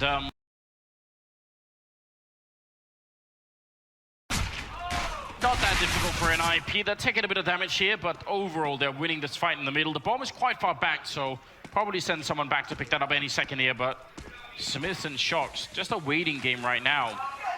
And NIP, they must know at the back of their mind, this upcoming round is going to be the big test. Well, Smith has spotted out Freiberg, so there's a start. A little bit of info. Shoxy maybe looking to try and get it, well, take advantage of this as well. He has snuck his way through, but they are waiting. There's the first headshot. Gets the second, nearly gets the third. No, not meant to be. But he gives Smith a chance. 2 kills means Smith is now in a 1v2, and Smith is already making his way back in the mid, perhaps hoping to actually pick up that rifle. Smoke is going to bloom right in front of him. And IP, they have no idea that he's waiting so close. If they turn around, it's not going to happen. They weren't that quick, Smiths, but what is this for Shoxy? He's nuts. Some part of me wanted to think that he could have got that first shot as well, third shot. We got the double up setup in play here for G2 as we move into the 26th round, and NIP, no mistakes. They can't make even one. They got to get back in here, but Exist is really stepping it up, and but it didn't. It was just Get Right in the beginning who tried to fight just the monster that is Shoxy. Oh, does he go aggressive off of this? Sometimes you can try and make that play. Body waiting right on the edge, and Forrest about to walk into this angle. And Forrest looking for the crouch peek, and now this is the defensive thing. He's waited just long enough, and it's going to be an easy shot for Forrest. Body going aggressive, and nobody there to trade frag for him either. So a bit of a mistake. So now life gets a bit difficult here. Man advantage for NIP, and they've got cat control, so it's as good as it gets for NIP. Now it's just a matter of deciding where they want to take this fight. If they're feeling B, if they want to go up catwalk, they've had success there so far, so why not? Go and say hello to Smiths. Yeah, Smith is in a dangerous position. This is one of those scenarios where you either win the game here or you just get overrun, and missing a shot is not the way to start. Second flick not going to hit either, and now they're so close. He needs help, and RPK is there. Look at the click. Oh, if he gets one more shot, RPK doing a lot of work, and Shock showing up as well. They're turning it. Smith's going to not hit the kill, but Shocks is there. 40 seconds. They have the bomb, and Forrest with the AWP. I think this could be it. I think this is the moment as well. They see it coming from a mile as well. Smiths is already looking to and they have no idea that Forrest is holding close. So we have to see 20 seconds left. He's about to round the corner, and he's looking for the first shot. Tech 9, boom, done. And he's still gonna hit the shot on Shox, and he does! Forrest with the clutch to make the difference. And they're gonna be kicking themselves, G2. That was their round. They had it done. But Forrest, 3 kills in the round and saves NIP's hopes. 11-15. NIP 4 rounds away from tying this up and taking it to overtime. Well, now G2 have got to start feeling just a little bit worried. That was definitely their round, and RPK doing such a great job defending and helping out Smiths. Otherwise, it would have been over way sooner. Well, there we go. That's going to help Get Right with the long. Unless Scream was tagged getting across, going across the gap, absolutely possible. Now his body over on B, that's standard. Yeah, Scream is over at long, so he did take a little bit of love there. Still. And IP with the buddy system looking to get out onto this B side. Body's gonna be the only defender here, so it's all up to him with the 5-7 up close. Gonna start it off, 1 headshot, 2 headshots, could get a third. Freiberg a little bit late to join the party, and he will. Shows no fear, just charges straight into lower dark. That's so terrifying. Oh no, he could be caught right here. Freiberg, he's gonna be careful. Oh, sorry, that's Forrest out in the open, and he goes down. Get Right there to help out, but he's also on very low health, so that is a very scary situation. Now it's a 2-on-2, and Get Right just waiting and in a very safe position. They don't. This is all about Scream trying to bait out a response. Trying to get some information. Doxy, boom, headshot. Sit down, Get Right. And Scream moving in, looking for the tag. He gets it onto Freiberg. Still 4 bullets left, but no time for the defuse. They wasted too much time, and Nip, they will hold. Freiberg will clutch it in the end. But this is so scary. It's getting so close, round after round between both of these teams. 15-12. Look at how Freiberg and Exist have come alive in this game. I mean, it's very, very late. But as the crowd has been chanting 3 more rounds, and NIP are going to go into overtime, and that is definitely on point here. G2 it wasn't the most impressive round. It was only really because Body got that double kill with the 5-7 that it looked competitive.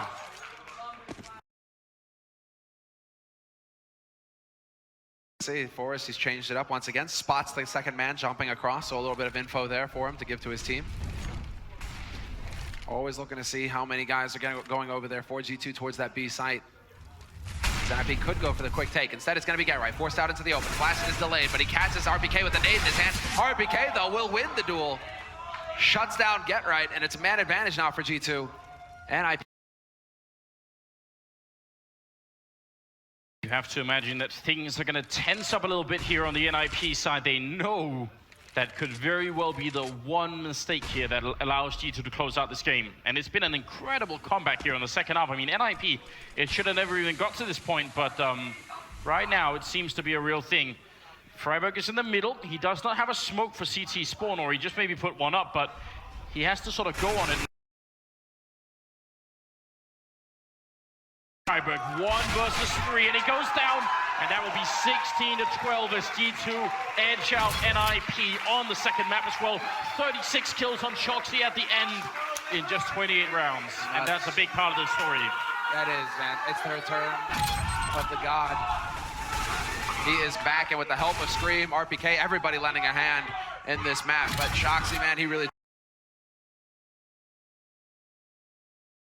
They're the ones who get the clean sweep so far in the groups, 4-0. They have 2 maps left for them tomorrow in the group phase. But that is, I mean, just a fantastic performance for them. G2, I mean, well, I think that NIP right now are going to be wondering, where did it go wrong? What happened?